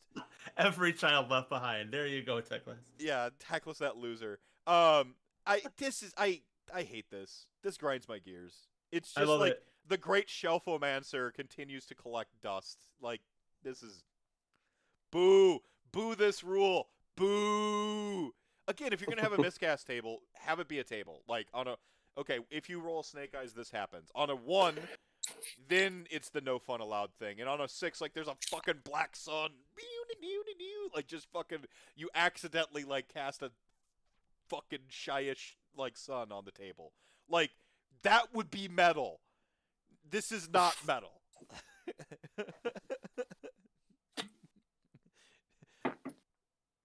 I like it. That's all. But this is where we get unbinding rolls, right? And then we talk about priests too. Wizard, priest, and we get those delineations again, making it just more clear of exactly what's going on and how it's working, which is super nice. Yeah. And David, you wanted to talk about Arcane Bolt, and you wanted to model a Nagash with 8 swirling balls of death. I do. I understand, like, this isn't as cool as having the 18-inch range before, but I just love the fact that you could just have an Arcane Bolt sitting there, and it's once you've cast it, like, it's until your next hero phase, any phase, right? So if you get charged, you can be like, pew, pew, pew, pew. Or if you charge into someone, pew, pew, pew, pew. Or, you just move a little bit, and you're like, I'm just, now I'll just dink off a couple of them. So so for this is a good talking point for me. So Arcane Bolt, got nerfed, but got better. Okay, like that's my ultimate hot take on this. Like, there's a couple corner situations where it is improved over just being able to Arcane Bolt somebody. You know, remember, like Arcane Bolt on basically every other wizard's spell scroll is virtually useless. It's a really cool spell for specifically Nagash. Right. And that's what kind of is lame about this type of change, by the way, in terms of, like, they changed an entire generic rule for one overcosted wizard that is going to see limited play. I'm getting whiplash right now. Yeah. Because, like, you were just singing the praises of Nagash, and now you're flipping around and saying they shouldn't have changed the rules just for Nagash. So I am not internally inconsistent on this because I love Nagash, and that is unimpeded by anything. Okay? But I got to talk about rules, and I play games. So, no, Arcane Bolt, like, basically got changed for Nagash and for his, like, minigun thing, which was... And...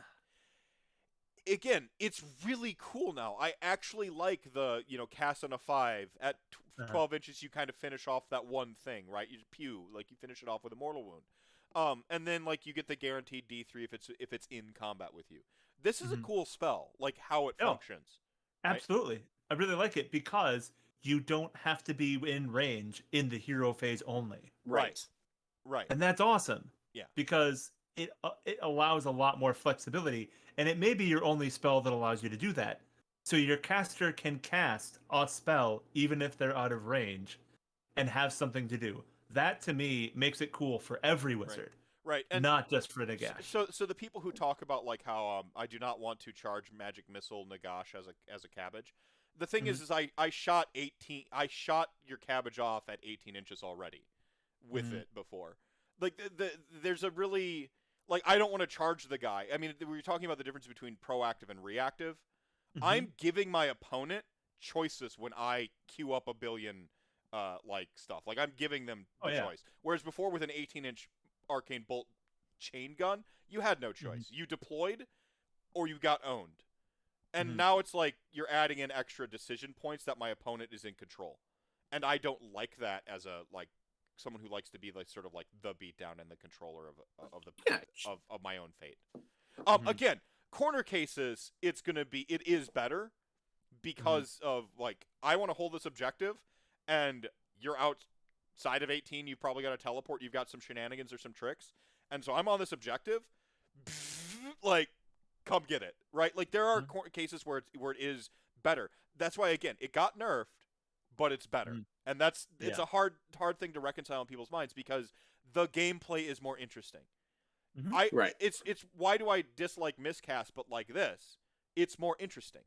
Interesting, not boring, fun. 18 inches do D3 mortal wounds isn't interesting.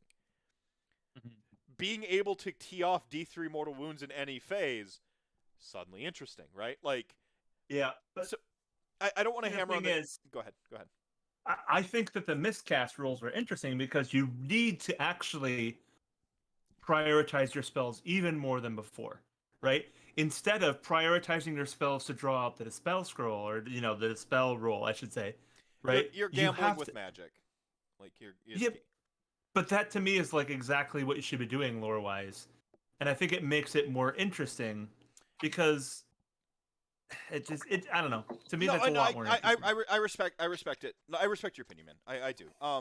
I felt like baiting out people's unbinds and stuff was fun, though. Like, I liked the poker game of it. I actually enjoyed the poker. And now you're adding roulette to my poker game, and I'm like, dude, like, get out. That's kind of my take. I liked the poker game. Some people didn't like the poker game. They want, it's just, it's one of those things where, like, we're not wrong, we just have different opinions. Sometimes you can have the wrong opinion. Like, if you're an anti-vaxxer, then you're just wrong. But, like, sometimes you just have different opinions. This is one of those, like, it's just a different opinion. We have two different priorities for, like, what we want out of it. And it is the ultimate opinion that we should have got a miscast table. Like, I'm perfectly fine with there being miscast. I just get irritated because I feel like they double whack you with it because you already take damage. You take damage. and you can't cast. I'm like, what the fuck? Really? Like, come on, guys. Yeah, so fun rules interaction. So when I whack myself on a miscast chart as Nagash, and I go for my invuln save, if I get a 6, do I still bounce the mortal wound onto myself? I don't know. Everyone knows what I'm talking about here. Nagash has a 4-up against mortals, and when he rolls a 6 on that save, he bounces it back. So I miscast, and D3 mortals myself, and then I roll, 2, and I get a 6 on one of them and a 4 on the other. On the 6, does he still take the mortal because he just beat it, or does it bounce at the target I was trying to cast the spell on to begin with?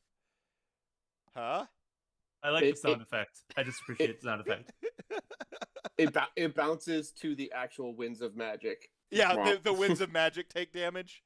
I actually did that with we had a game where Halo and I were tracking the amount of mortals I put on I think it was Geminids, because we were just playing going. This is a long reset. This is a long bomb reset. But you were talking about earlier, like, as you're learning this game as new players, you don't throw all the rules at a new player anyway, in any sense. You layer in the rules. You're gonna focus on learning movement and deployment, and then you're gonna learn combat, and then you're gonna layer in these rules too. So like that was a little bit of something to your rules bloat thing that I think is important to talk about when we talk about new players learning it. So anyway, miscast. I'm fine with miscasts. I don't like the implementation here. Cool. And Arcane Bolt, it got kind of worse, situationally better, but it is better. This is more fun. Mystic Shield, straight buff. Yeah. Straight better, especially on Nagash, because you can give the middle finger to Ren by just queuing up. Oh, what's the highest Ren thing in your army?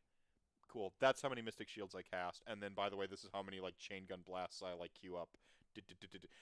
Nagash is pure fun zone. He is just the maximum magic user Timmy.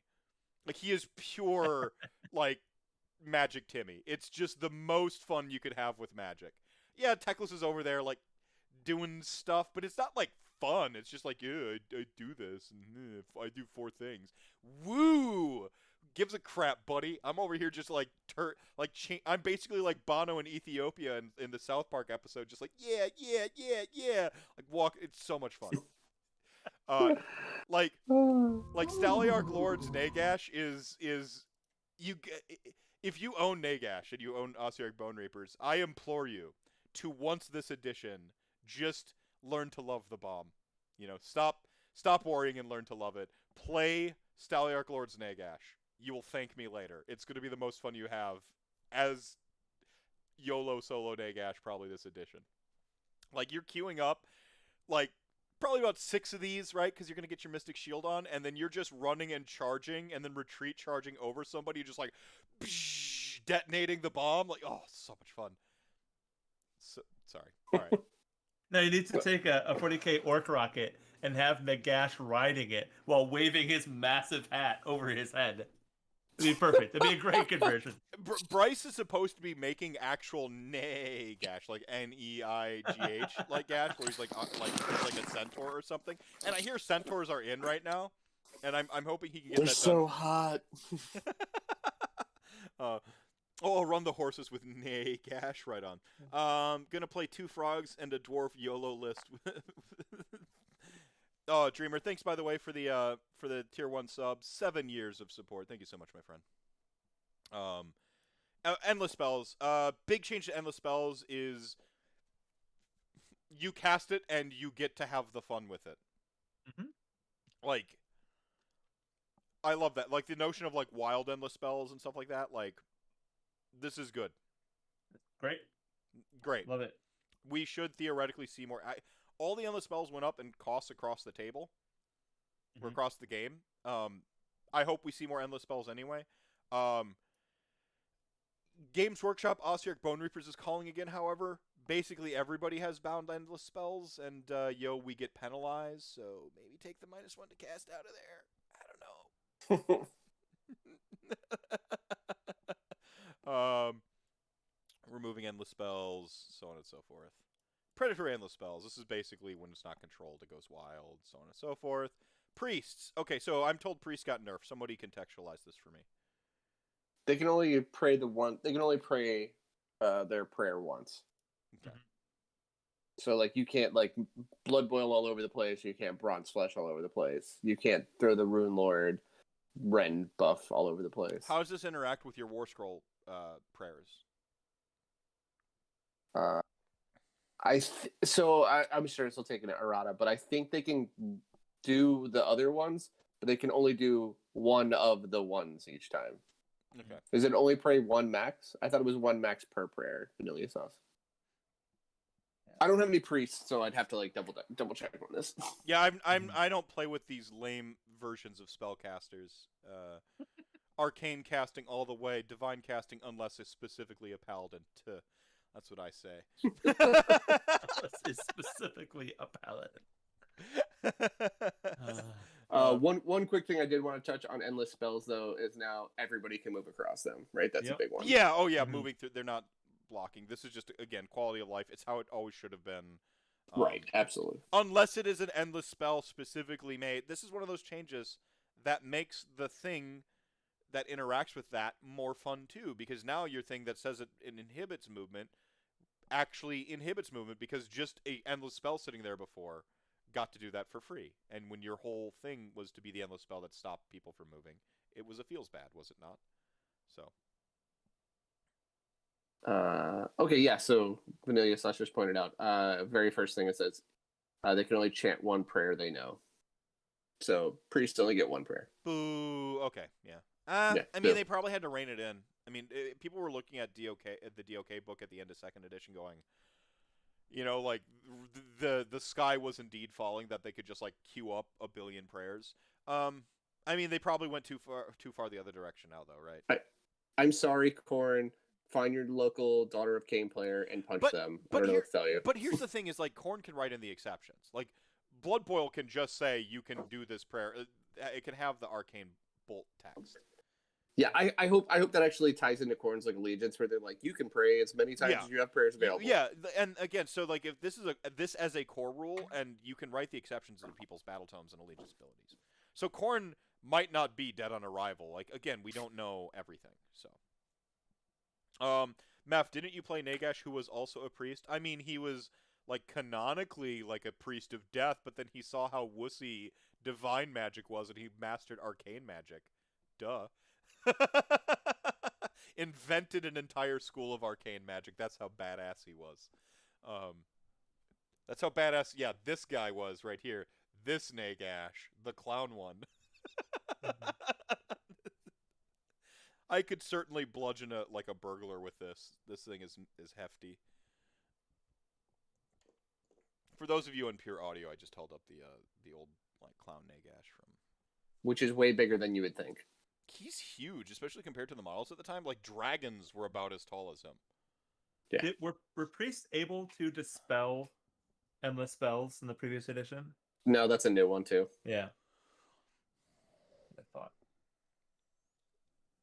So that's cool. That's a nice extra use for a priest as well.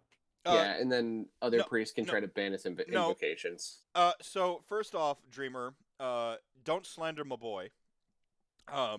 He didn't get his ass handed to him by a shiny elf. He beat the nerd out of a lame elf, and then the Gam Queen showed up and fucked him up. So, there was a tag team bout, 2 gods versus 1, because elves have to cheat and they're lame. And he still got what he wanted in the end because it was all part of his plan. He planned this. He needed a vacation. Yeah. Look, Nagash got put down by laser beams of friendship, not techless. Yeah, not techless. Come on. Get your propaganda right. Friendship is magic. That's what I hear. Oh, I love My Little Pony. Meph confirmed Brony. What? Brony. Yeah. Also for the people who wanted to dispel, make sure you double take on the heroic willpower ability. It only allows dispel in your own hero phase. So can wizards dispel prayer. What are prayers called now? Invocations? No. Invocations? Nope. So they get Nope. to dispel our thing, but we can't dispel theirs. Lame. Right. But we get to priests get to dispel endless spells now, right? Yeah. So, I mean, yeah. Meph has been spotted wearing Rainbow Dash ears and mane. Brony confirmed. I mean, this is true. All right. Do you want to go down rabbit hole 432? Sure. Sure. All right. This is completely random, but you mentioned it. All right. My bad. So way back in the early 80s, late 70s, I don't remember. My Little Pony had a contest to design a new My Little Pony. Right? And they put it on the back, and you're just supposed to make up a My Little Pony, and then you sent it to Hasbro. And Hasbro would go through all the different submissions, and they would pick somebody. Right? Well, my sister got picked. And Hasbro called my mom, said, hey, we want to put pictures of your daughter on every package. Say, this is the little girl who designed the new My Little Pony. And my mom said, no, you're not going to put pictures of my little girl on all packages of this new My Little Pony. And then Hasbro said, well, if we can't put a picture on it, we'll give you one. And my mom was like, okay. So Hasbro sent my mom one My Little Pony. Guess what My Little Pony my sister designed? Was it Rainbow Dash? Or not? It Yeah. wouldn't have been Rainbow Dash at the time. Rainbow was my sister's idea. Your sister's radical And as she hell. got one My Little Oof. Pony. Does she still have it? No. Oh, brutal. One. Rough. That's Like, rough. yeah. $1 million idea there, I swear. Because my mom wouldn't let her picture, which is, reasonable. My mom didn't want her picture on every package and across the It's US. total change in like parenting, by the way, between Mhm. generations here. In the TikTok era where parents are like dancing on their kids' TikTok TikToks era. That just sounds like a dirty word. I can't even. My bad. It's No, it's it's fine. their word. They Yeah, named it that. yeah. That's what it is. Like every parent would basically be like, oh yeah, like instantly. Like Yeah. not every, most I think. Yeah. Again in the social media TikTok, it's so weird how the times have changed, right? As Bob Dylan said, the times are a changing. Your mom did not have vision. You did not know that bronies would like start out like ironically watching this show that they thought was going to suck, and then they're like, this is actually pretty good, and accidentally like just rocket it into like mainstream success. Yeah. True story. Total true story. Yeah. I was there. I remember the at the time it was 4chan. I remember the 4chan about like how much this thing was gonna suck and how it would be a cool joke to watch it all. And I'm like, what's the joke? What's the joke? And like, if you think it sucks, I'm like, I don't get the joke. So I missed it. But then fast forward several years, I have like a daughter, and she watches My Little Pony, and I'm like sitting there, I'm like, this is dope, yo. Like, I love kids. Like having kids gives you like the excuse to get away with like. So you're already a nerd, but when you're a parent, you get to be a turbo nerd. Yeah. Because you get to be all their nerd too. Yeah. Yeah. Oh, on that rabbit hole, I just want to show you. This is what my daughter made for me for Father's Day. Can you see that? Nice. That's pretty metal. Yeah. I mean, we printed it, or her grandma printed it out, but she colored it and everything. And she was like, I made you a prowler. And I was like, that is awesome. Invocations. They talk about invocations and banishing them. The thing about invocations is they still naturally desummon themselves, right? So, removing them if it's banished, if it touches the edge, so on and so forth. Monsters. This is the juicy stuff, right? This is what you're here for. Yeah. Who wants to take it? I mean, Monstrous Rampage is pretty sweet. All right, You let's got just it. put it out Take there. it. Yeah, nailed it. Nailed it. You want to have like all the monsters in your army, but you can only use 4 of these total, right? So more than 4 is going to be a little less cool. But also, your monsters give up battle points when they die now. So in the Gur thing, but I guess that's Yeah, from at least for this battle pack. Yep. Right. All right. But it adds a lot of flexibility and a lot of choices that you can add to your monsters, which is something that they've kind of been begging for, especially with the reducible combat profile, right? Like none of these things are reducible. Doesn't matter, have 1 wound, 4 wound, whatever, right? They stay relevant. Yeah. Plus, Smash to Rubble is just a super fun ability that I'm looking forward to happening over and over and over again. Mm-hmm. So one thing I want to point out on this that that I like my Gatebreaker more for, if it doesn't lose the keywords now. Like, so if you smash the terrain with Smash to Rubble, it doesn't lose the keywords. So like if you smashed a Wildwood, it would still have the Awakened Wildwood keyword. So Sylvaneth could still teleport to it. If a Gatebreaker wrecks it, it loses all the keywords and becomes Rubble. Yeah. It's just, I mean, I understand that it may be a Pyrrhic victory. It's still a victory, Sure, right? yeah. In some games, you can just be like, at least I destroyed your terrain. Well, like, right? Bone Tithe Nexuses will be the ones. Like, I want LLV or JP to track the terrain destroyed. And I guarantee Bone Tithe Nexus will be the #1 most destroyed terrain feature. Yeah. Like, it's how it's deployed. Like, it pretty much has to be deployed near the center of the table. Destroyed them. It's the easiest to get to. It's the biggest footprint. It's just going to be destroyed the most. Like, period. Hot prediction there. Yeah. So, just asking some clarifying questions there to Wallord Joel. He says monsters are worse in this new edition, in my opinion, unless you're a hero monster. So I think hero monsters are clearly great, but hero monsters were like always already great. Yeah. So I'm curious how monsters fare worse now when monsters before were already kind of meh, like straight monsters in a previous edition. They're very likely to give up more points than they help you get. All right, that's a fair qualification. That's a fair and all their points went up too much. Like, I think that okay, that is a fair call. That's a fair take. I'll see it, like we'll wait and see type thing is where I'm at. I think hero monsters are certainly great. They do 2 things for free now, right? I mean that's pure obvious value. Plus all the other stuff you wanted your heroes doing anyway. Command abilities and theoretically some scoring and stuff. So yeah. We'll see. Points are points, though. I mean, points can go back down. It's. I'm not too worried about some of the stuff that specifically people are griping about with point costs right now. We have to completely reestablish for 0 at this point, or solve for 1, as it were. Like, we completely need to solve for 1 all over again. We don't have that right now. We understood before, what the bit of a misnomer. Liberators are 100 points. Blah blah blah blah.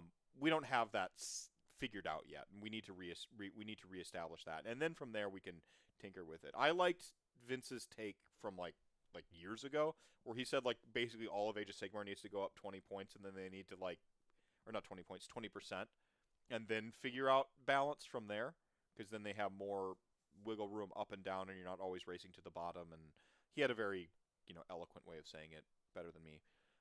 And I think that's kind of what we're seeing, is we're seeing this sort of like they're in the guts of AOS now.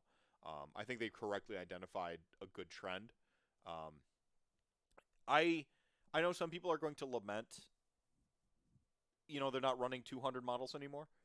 Like you wanted to run 200 models, but conceivably their prep, maybe that's where the old world comes in. That's your 200 model game. Like I don't know.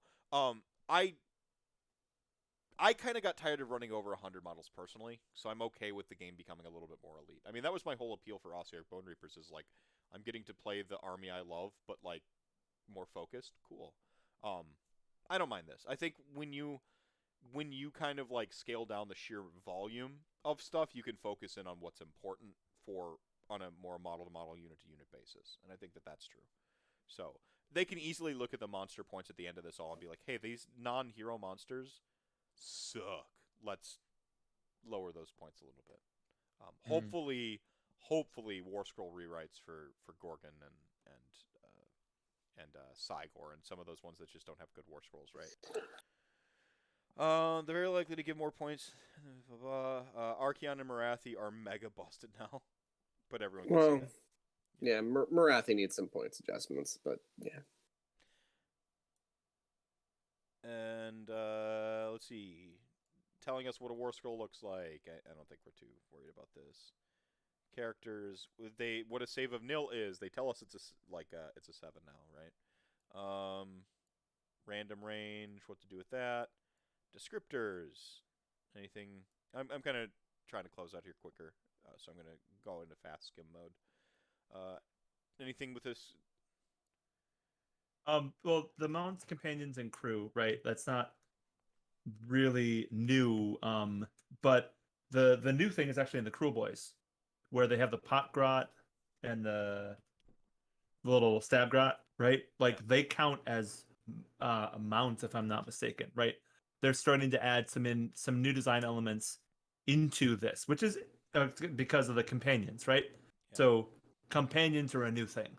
Sorry, that's what I'm trying to say. Yeah, there you go. And that's a super cool little addition that we get to add just cool little characters that are just going to wander around with other ones, right? Right. And that's an awesome addition. Hopefully they don't nerf Nagash again by saying his spooky ghosts are companions and not his mount. Hey, but if it's companions, then maybe you get to use his magic items too. We'll see. Yeah, who knows? Oh no, companions are treated as mounts. Yeah, you're right. Oh, are they? Okay, cool. Yeah. All right, then we're fine. Never mind. Crisis averted. They ride the pot grot. Faction terrain, endless spells and invocations, war scrolls. Just how to read this stuff. This is the logistical, the dry stuff. Pitched battle profiles. Telling us how to read that. Yep. Just in general, unit understrength units reinforced. This is just language and design elements we're going to have to get used to. Really important to note if you are coming in from 2.0, unit sizes. Pay attention to your unit sizes. A worthy portion of those have changed for many armies. So, I mean, that has to do with just how the footprints of these armies are going to look on the table. Points values, battlefield roles, notes. Unique versus single, important distinction. Allies, yep. Battalions. Okay, battalions. This is we're in the future here. So, this is probably next to Pile-In. This is probably my favorite change of 3.0. When I first started playing AOS, it was AOS 1. I was basically playing Haywo's extra models while I collected my Grand Alliance Death Army, right? And I was playing Skyborn Slayers. Was one of his one of his armies that I would play. So I was playing Skyborn Slayers, and this is an awesome battalion at the time. And was it a battalion or was it yeah, it was a battalion. With Star Soul Maces and stuff.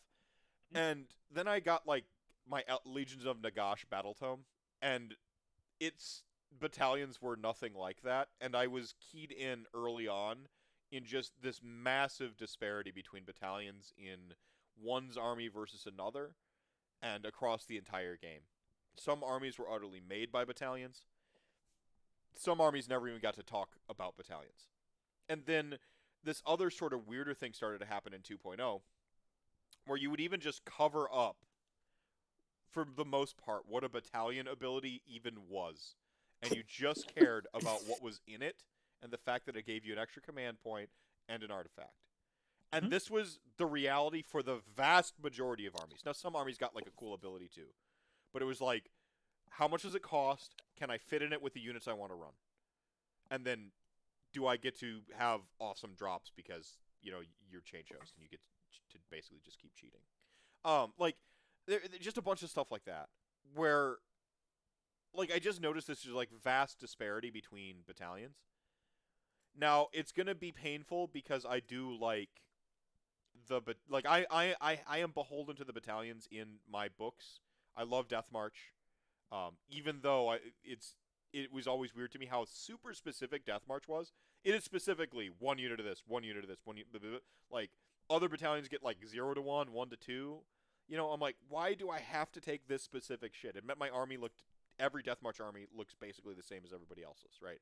I kind of hated. I know that it's kind of the point of the battalions, but it also felt a little weird that some of these other ones got flexibility and you didn't.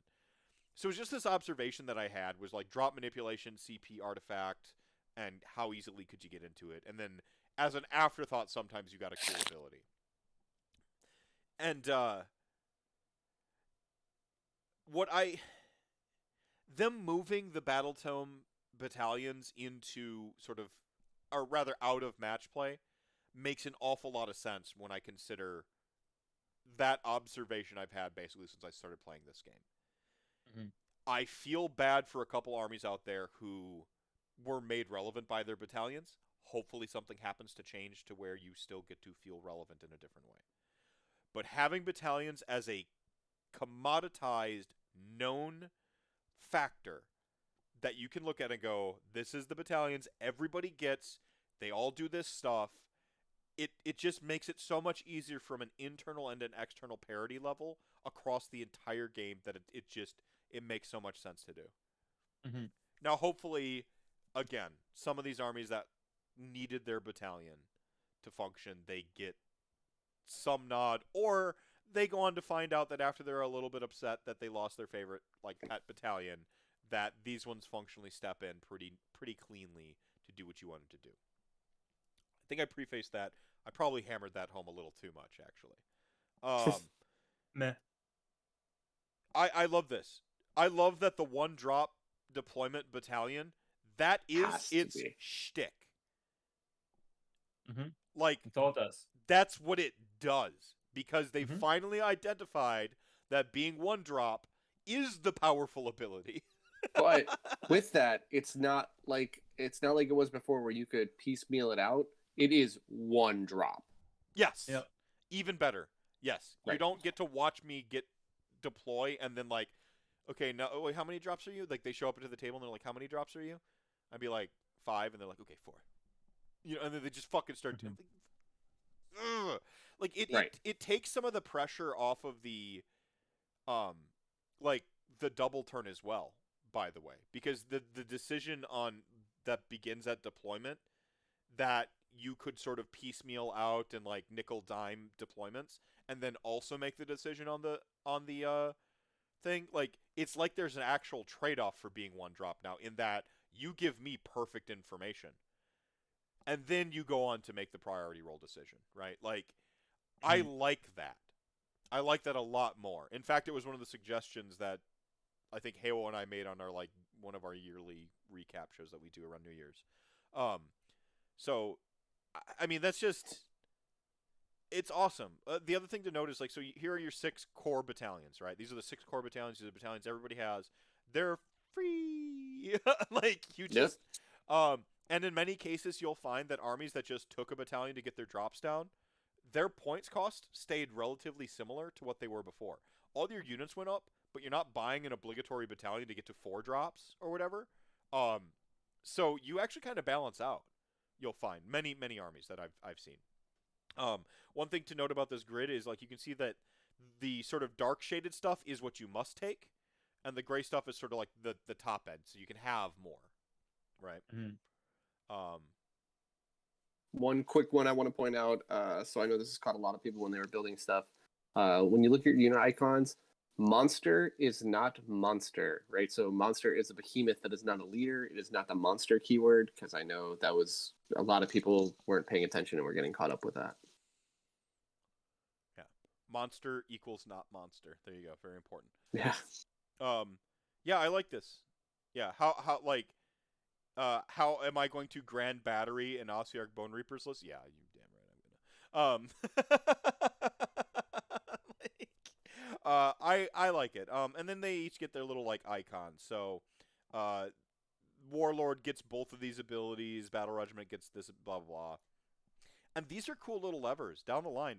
They have this codified. Later on, they can add cooler, newer, different types of core battalions, or and GHB can add one in, and they can do some stuff. Note that Command Entourage must choose one or the other, doesn't get both. So, yeah, and then they do different stuff. The one drop battalion does the one drop thing. A lot of these abilities are once per battle. You do one cool thing, but again, the advantage of being a battalion is just it's always been kind of in the drops and getting extra stuff, and that's still very much intact. mitigating your Mhm. drops, and then now you get enhancements, as they're called. Well, on this note, guys, it's been fun, but it is almost 1 a.m. here, and I do have to work tomorrow. So I'm gonna call it. Yeah, peace out, man. But Thanks. thanks for having me on. Yeah, thanks for finally hopping on the show, and by finally, I make it sound like it was you and not me scheduling you. Thanks for finally allowing me to allow you on the show or whatever. All right, guys, we'll talk to you later. Good night. Good night. Yep. And then Allegiance abilities, allied units, battle traits, sub-factions, and enhancements. I like that we've codified that sub-factions are a thing now, right? Enhancements now. Do you want to? What kind of want to give people like the once over the Allegiance ability stuff? So, basically, what we're talking about, right? The allied units, 1 in 4 units in your army can be allies, basically as normal, right?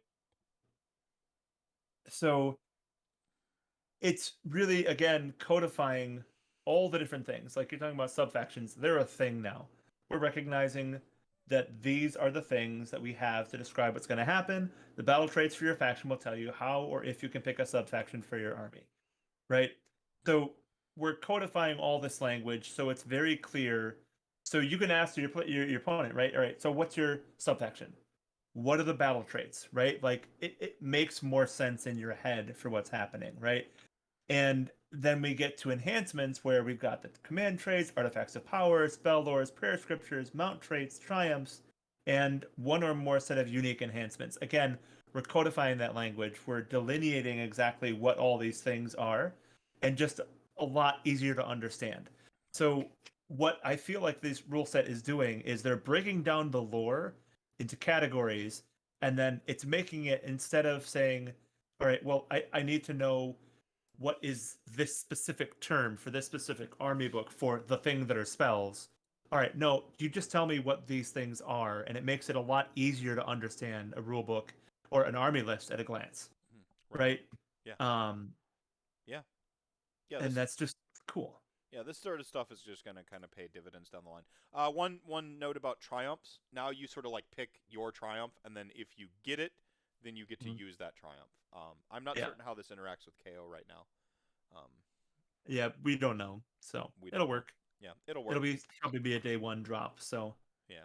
And then again, we've got the universal command traits, artifacts of power, spell lore. It's just cool, right? Like again, it makes it clear, so we have a better understanding of what's going to happen.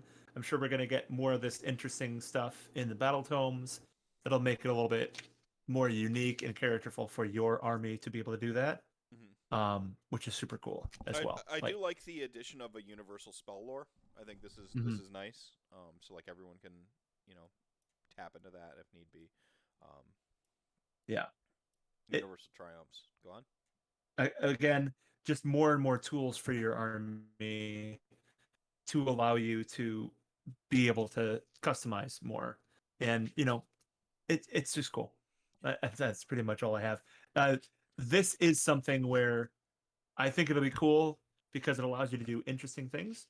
But this is something where I'm like, okay, I could see this being considered rules bloat. But we had this in the last edition, right? Because you look at this and they're like, this isn't strictly necessary to put in the core rules. But we had this before, we have it again. And it allows the writers to set where we are right now, right? And maybe adds more to that as we move the narrative forward or move the game forward. Yeah, they're giving themselves. Go ahead. Go ahead. No, I mean they're giving themselves like a way to like actually inject a malign, like a malign sorcery stuff down the line if need be, because that book can just say, it can now just reference, add these to the universal prayer scriptures you see on 27.5.4. Like they've enabled themselves to do this way more cleanly and concisely going forward, with something that they were already kind of doing. I don't want to like oversell 3.0, but I really don't think that they made any decision lightly with this. Mhm. I do think they really did kind of open up the hood of the game and go in. Now we might need like 10 FAQs out the gates, whatever. Like there's some stuff that isn't answered yet, fine. Like Yeah. but I mean just one of the only real metrics one can measure themselves from is not, you can never know what is perfect and what is 100% the truth, right? Mhm. You can only really measure it as relative to where you were. Right? Mhm. Am I better or worse now than I was before? This is very common in how we, look at our lives, how we look at anything. And games aren't Mhm. too dissimilar. In fact, I see the world through like a lens of games and stories. That's how I view the world. So it makes this point pretty pertinent, I think. Like, Mhm. is this better than what we had before? I think is one of the major questions you can ask yourself in terms of Mhm. a holistic rules. I'd say yes. Mhm. Like I would posit yes. Sword of Judgment did nothing wrong. Fucking nothing. It is a crime against great artifacts that it is not. They did not appease me specifically and put it Mhm. back in here. Like, I'm upset. It should be a universal artifact of power right there. They should go out of alphabetical order here and just like it's the first one. But besides that slight against me, personally, Mhm. I think they're in a overall better place, right? Yep. So I do like Well, the change. Go ahead. what I'm hoping is going to happen is when we get the day one FAQ, the day one errata, right? Mm-hmm. It's going to have these numbers, right? If they've decided that they need to add something to army selection, it's going to be 28.1.2, 28.1.3, right? Like it's actually going to be a thing that we can go in, or 28.2.3 has now changed to say this. Mm-hmm. It's going to be a lot more understandable exactly where everything goes. Not going to have to like the fourth paragraph of the third page of the. I like that. I like that a lot. It's going to be a little bit cleaner and a lot, like I said, a lot more understandable. Right on. Right on. Yeah, and then Universal Triumphs. I actually kind of like this from an identity standpoint. You pick your army's triumph. You're like, Mm-hmm. like my army is bloodthirsty. Mm-hmm. So whenever you trigger the like opportunity to get a triumph because you have fewer points, spent than the other person, you're going to always get bloodthirsty as your triumph. Mm-hmm. By the way, that shortens up the game just a little bit. Yeah. Too. You always know what your triumph is, like just a Well, little. a lot of these rules shorten up the game, Mm-hmm. right? That's what the delineation does, and I think that's great. Yeah. Again, KO. Like Ossiarch Bone Reapers, where like I'm like, okay, everyone got soulbound spells, and like the way everyone's getting a bunch of extra command abilities, and like you're kind of doing my thing. I hope you do something for us. Blah blah blah. KO can feel the same about triumphs. I think KO players, you're in your right to feel that way about triumphs. Hopefully, there's again like just a day zero blurb or a white dwarf that just something. There's a lot of ways for you to feel awesome again. I think. Yeah. So The only thing that makes these rules feel awkward is that we did just get new rules for a lot of this stuff, right? Like triumphs. We just got triumphs in was it Kragnos or was it Be'lakor? We just got new triumphs for KO and now they're done. Yeah. Right? Yeah. Which I think we probably have to attribute to the way that the accelerated distribution rollout. network. Yeah. Yeah. Whatever happened, I think it was a combination of. By the way, I don't think it's all COVID. I think it was a combination of COVID, Brexit, Mhm. Tencent, and Indominus exceeding projections. Like I Yeah. just there was a bunch of stuff happened, and we got to kind of accept that. Like, hey, Yeah. we got a weird accelerated time period. I'm giving people the benefit of the doubt for all of 2020 if they were kind of cross or shit with me. I'm like, Yeah. yo, man, it was unreasonable. Now companies are not people. Yeah. But I'm giving Games Workshop the benefit of the doubt because it's a company I like and I want to continue playing the game that I like. So Absolutely. maybe I'm being a bit of a shill here, but well, I think companies are. You're absolutely right. Companies are not people, but people work for those companies, sure. and we still need to be respectful to those people. Yeah. Right. No, you're not wrong. The people are not the companies, just as the companies are not people. Those people who work for the company are not companies. Yeah. They are people. Fair enough. Right. Fair enough. Yeah. Cuts both ways. That's all. Assuming the book is on valid publications list, I would assume they stay too. So more focus on KO specific triumphs for KO. That's fair. Yeah. I mean, again, I don't see anyone truly hurting, and maybe I'm misunderstanding the KO players I played against, but I don't remember like the triumphs truly pushing their army into like whether it's great or not. You know, I don't remember it Mhm. hinging on triumphs. It was just kind of this other thing they did once, like, or what, 3 times across the game because they just had Yeah. to pay their good supply. Yeah, okay. Rumor says Warclan style book for Duarden. Legit? Cool. All right. I hope so. Yeah, I've heard that rumor. I've heard that rumor. Yeah, no, cool. Do that. Yeah. I've heard that rumor too. Mysterious terrain. Oh yeah, so we got terrain. We got the condensed list again. All right, which ones are in here? Damned in your hero phase. Yep. Yeah. All right. Yeah, that one's still fun. Kill. Mhm. Unlimited power. Arcane. Yep. Inspiring. Yep. Yep. Deadly.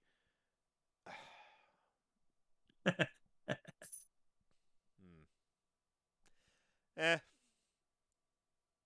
It's not auto slain. That's nice. Bring back the deadliest deadly. Mystical. Yep. Yep. And Sinister. Boo. Get rid of Sinister. Put Commanding back. Oh no, no! You want to put Commanding in this edition because you get so many fucking command points now. Yep. Battle. Go ahead. Yeah, it just talks about the battle packs, and basically it just tells you how to read them, right? So a decent guide. Yeah, battle plans. There you go. Mhm. I like that they have a more appropriate grid now, like 4 Mhm. quadrants, each with 4 quadrants, and it's almost getting equidistant, so it just feels a little bit more digestible. And then our rules index, so you can look up your shit. Oh, yeah. In the regular book, the rules index is back here. Do you want to see? Yeah. What I think is so. There's just a cool little peek here. This is right after the rules. So this is Ben Johnson's Sons of Behemoth Army. Mhm. And this is something to look forward to when you get your own book, is that they actually have quite a number of pretty awesome full army displays Mhm. that are done by the actual studio. So like that's one of my favorite things. The art in here is fantastic. Well, right? it seems like it's actually like a labor of love, right? Yes. They're putting their own things that they're passionate in there and showing them off and stuff. Well, that's not even just. I'm not talking about just the models here, right? I'm talking about the artwork itself. There's just some absolutely incredible artwork. I did make the comment earlier that I was like, I was hoping the artwork was going to be a little bit better in Broken Realms than what we got. But I tell you, I'm not disappointed by the artwork in here. So fair enough. Super cool. But yeah. That's fair, Oy Boy. That's fair. The reroll saves was like really important for chaos survivability. You're not wrong because they had that 4-up. 4-up goes to 4-up rerollable, right? Yeah, you're not wrong. Yeah. No, So go ahead. Sorry, I was just acknowledging. Go on. So the only thing that I will say, right? You got that PDF. The rules index is there, right? Mm-hmm. Super cool. But in the book, right? This is how much you have to look through to get to the rules index. Because the rules end 285. It's like the rules index starts at 356. Not quite as easy to flip back. You have the PDF. Yeah. But I like the physical books. And that's the only thing that I'm like, I wish they would have put the core rules at the end so that they would be right next to the index. But yeah, it's still okay. Vanilla Sauce, did they put Path to Glory there? They put open play and they did put in narrative play. So yeah, Path to Glory is towards the end. So amazing, fantastic. At this point, it's like bad dice. Like putting Path to Glory in the middle of the where it just feels like it doesn't belong.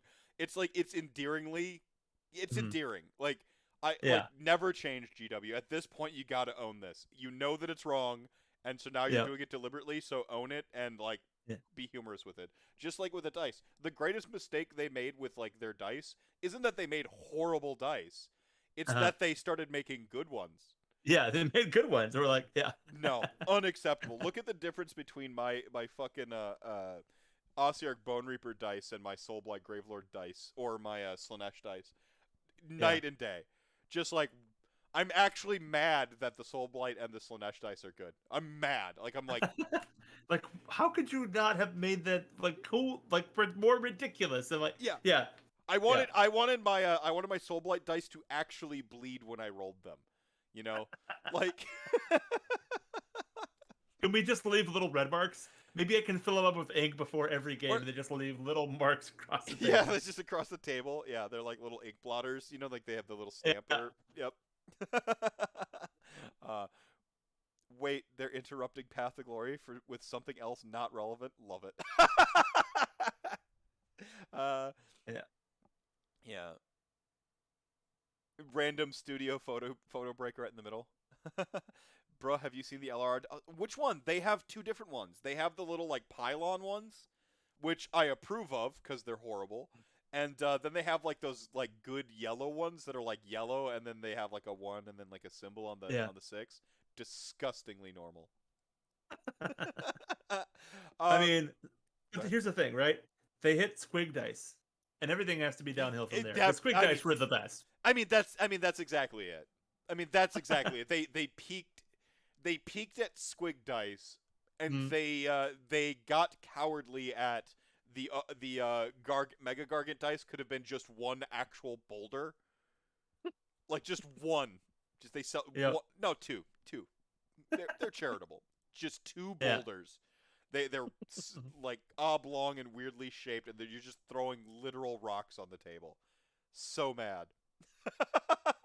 Yep. I mean, the squig dice are the pinnacle because they are not only dice, but they are also miniatures.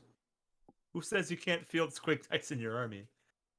There was an awesome Armies on Parade that did that. They just used all the squig dice and the random things. As the squigs. Yeah. As the squigs. Yeah. No, I that's the thing is like I remember I think I was still on the TGA forums when the squig dice came out, and I remember people being like really mad at the squig dice because they bounced all over, and that was around the point in time where I'm like, the internet is crazy. Yes. like I'm like, would I want to roll these in a game? Not necessarily, but like it's just the ridiculousness of like this was the line in the sand, this was the hill for people. And again, like I do like to say, like you know, I wear myself pretty close to the surface. You know, I'm hard on the sleeve sort. So I have a very sort of like emotional initial response, and then I have to like check myself and sort of regain my faculties. So I get it. I get the like the hot take culture and the like the negativity or positivity, like going one way or another, and then kind of having a more level-headed thought afterwards. So like lean into that emotion by all means. But these people who just like, no, this one here, these dice, this is the worst decision Games Workshop's ever made. And I'm like, okay. Yeah. Like, I don't know, man. I guess if that's your line in the sand, that's your line in the sand, and there's not much I can do to fix it. But one does not read the squig dice. One, you simply absorb the squig dice's will. See, they're gonna bounce all the fuck over, and the stuff that they knock over, that's the amount of wounds dealt. But here's the thing, right? You look at the squig dice, and apparently that's an acceptable thing. The way the squig dice look, which is ludicrous, is acceptable. Horrible. But you know, it just like burns my butt. They don't bounce normal. Like, how did you look at those and think they were gonna bounce normal? Oh, they're not the effective gaming aid that I thought they were going to be. At what point were you led to believe that these things would be an effective gaming aid? I don't understand. Like the Sylvaneth dice were made out of wood. Like that's cheeky. You know, that's funny. Yeah. Like I don't know. I actually love my malign Portents dice. I love them. Jacob does too. Yeah, good enough to eat.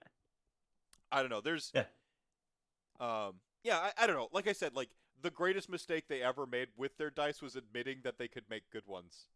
Mhm. I lost like because when it's bad on purpose, then it's kind of like a B movie, right? Like it's bad on Yep. purpose, and you get to kind of like laugh along, and Yeah. like, then you go out and make good dice.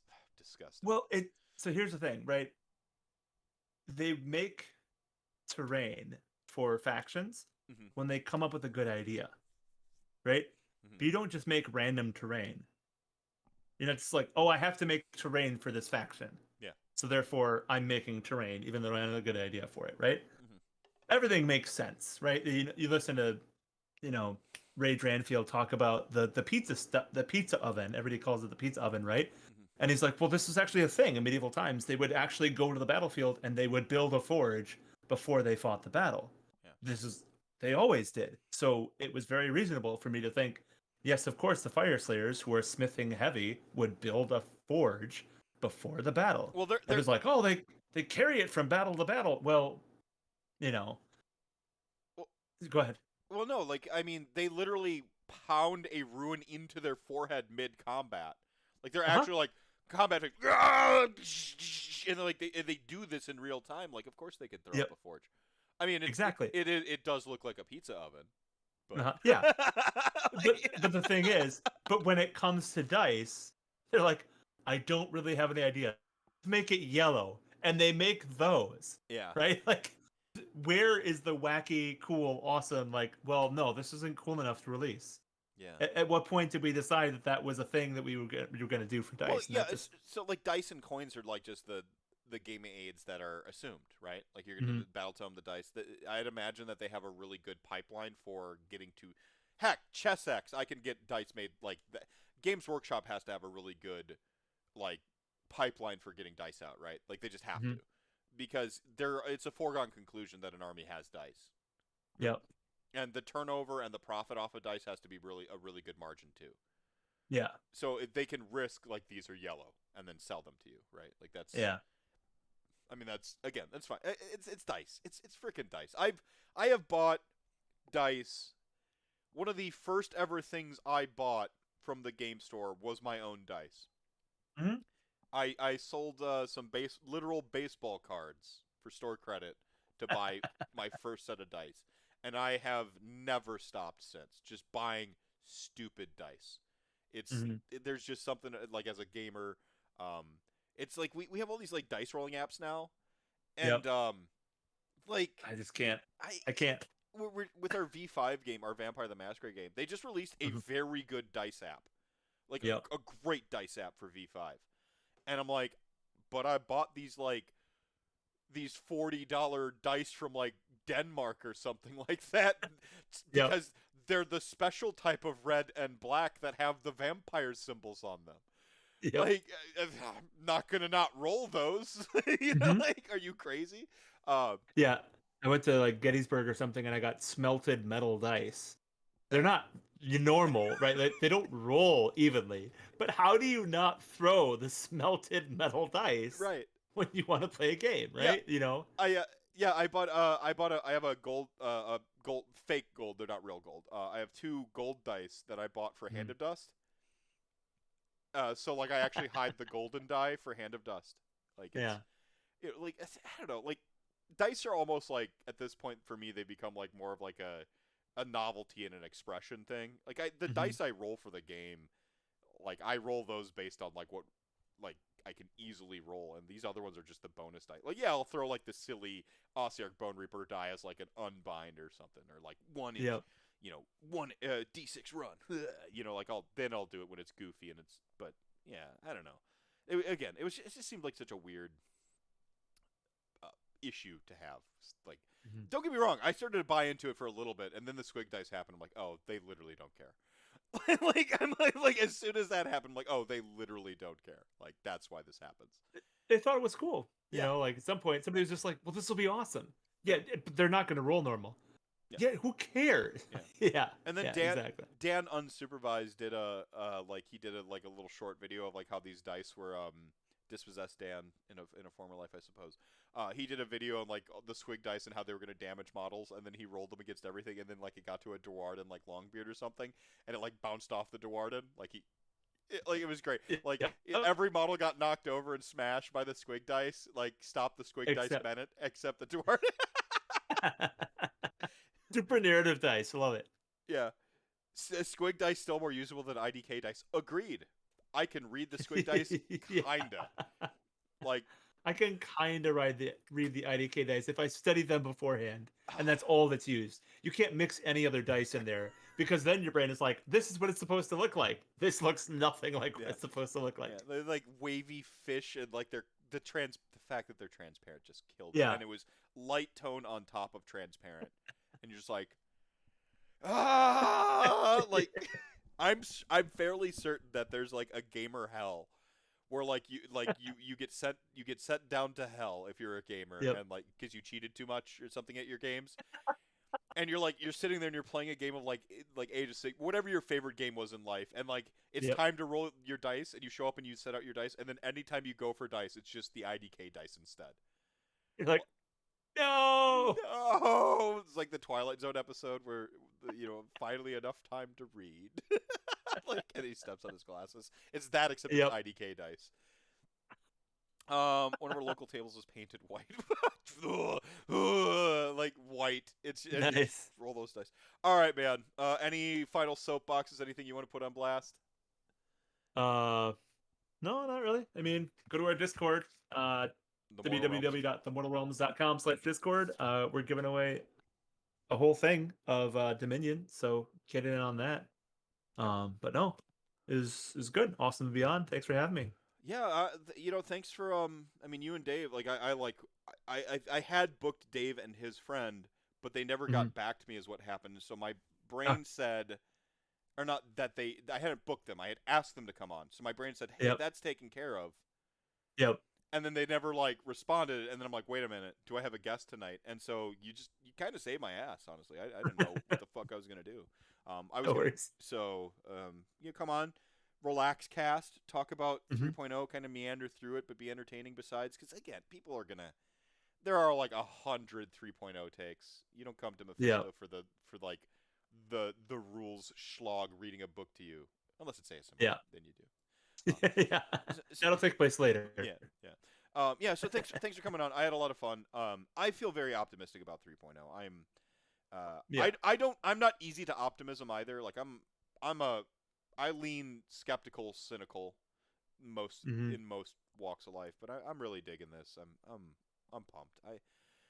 This might be the thing that put the wind back in my sails because after just basically 2 years of garbage, and like I'm ready. I'm ready to play games again. I'm ready to have fun. I'm ready to see my friends. So. Oh yeah, going to ACO was definitely just like, yep. This is what it's like to like be around people you don't know. And to walk into a conversation that you already started because you painted your model, and just continue on. It was such a relief. That'd be awesome. For sure. That had to be awesome. Yeah. Right Yeah. Vanilla Sauce redeeming 1,000 RDP to remind everyone that Chat Gang ain't nothing to fuck with. And Chat Gang, you are the show within the show. You're the reason we do this thing. Thank you so much for joining me tonight. Remember to drink your milk, pay your taxes, and roll the most ridiculous dice you can find. Good night, everybody. Good night.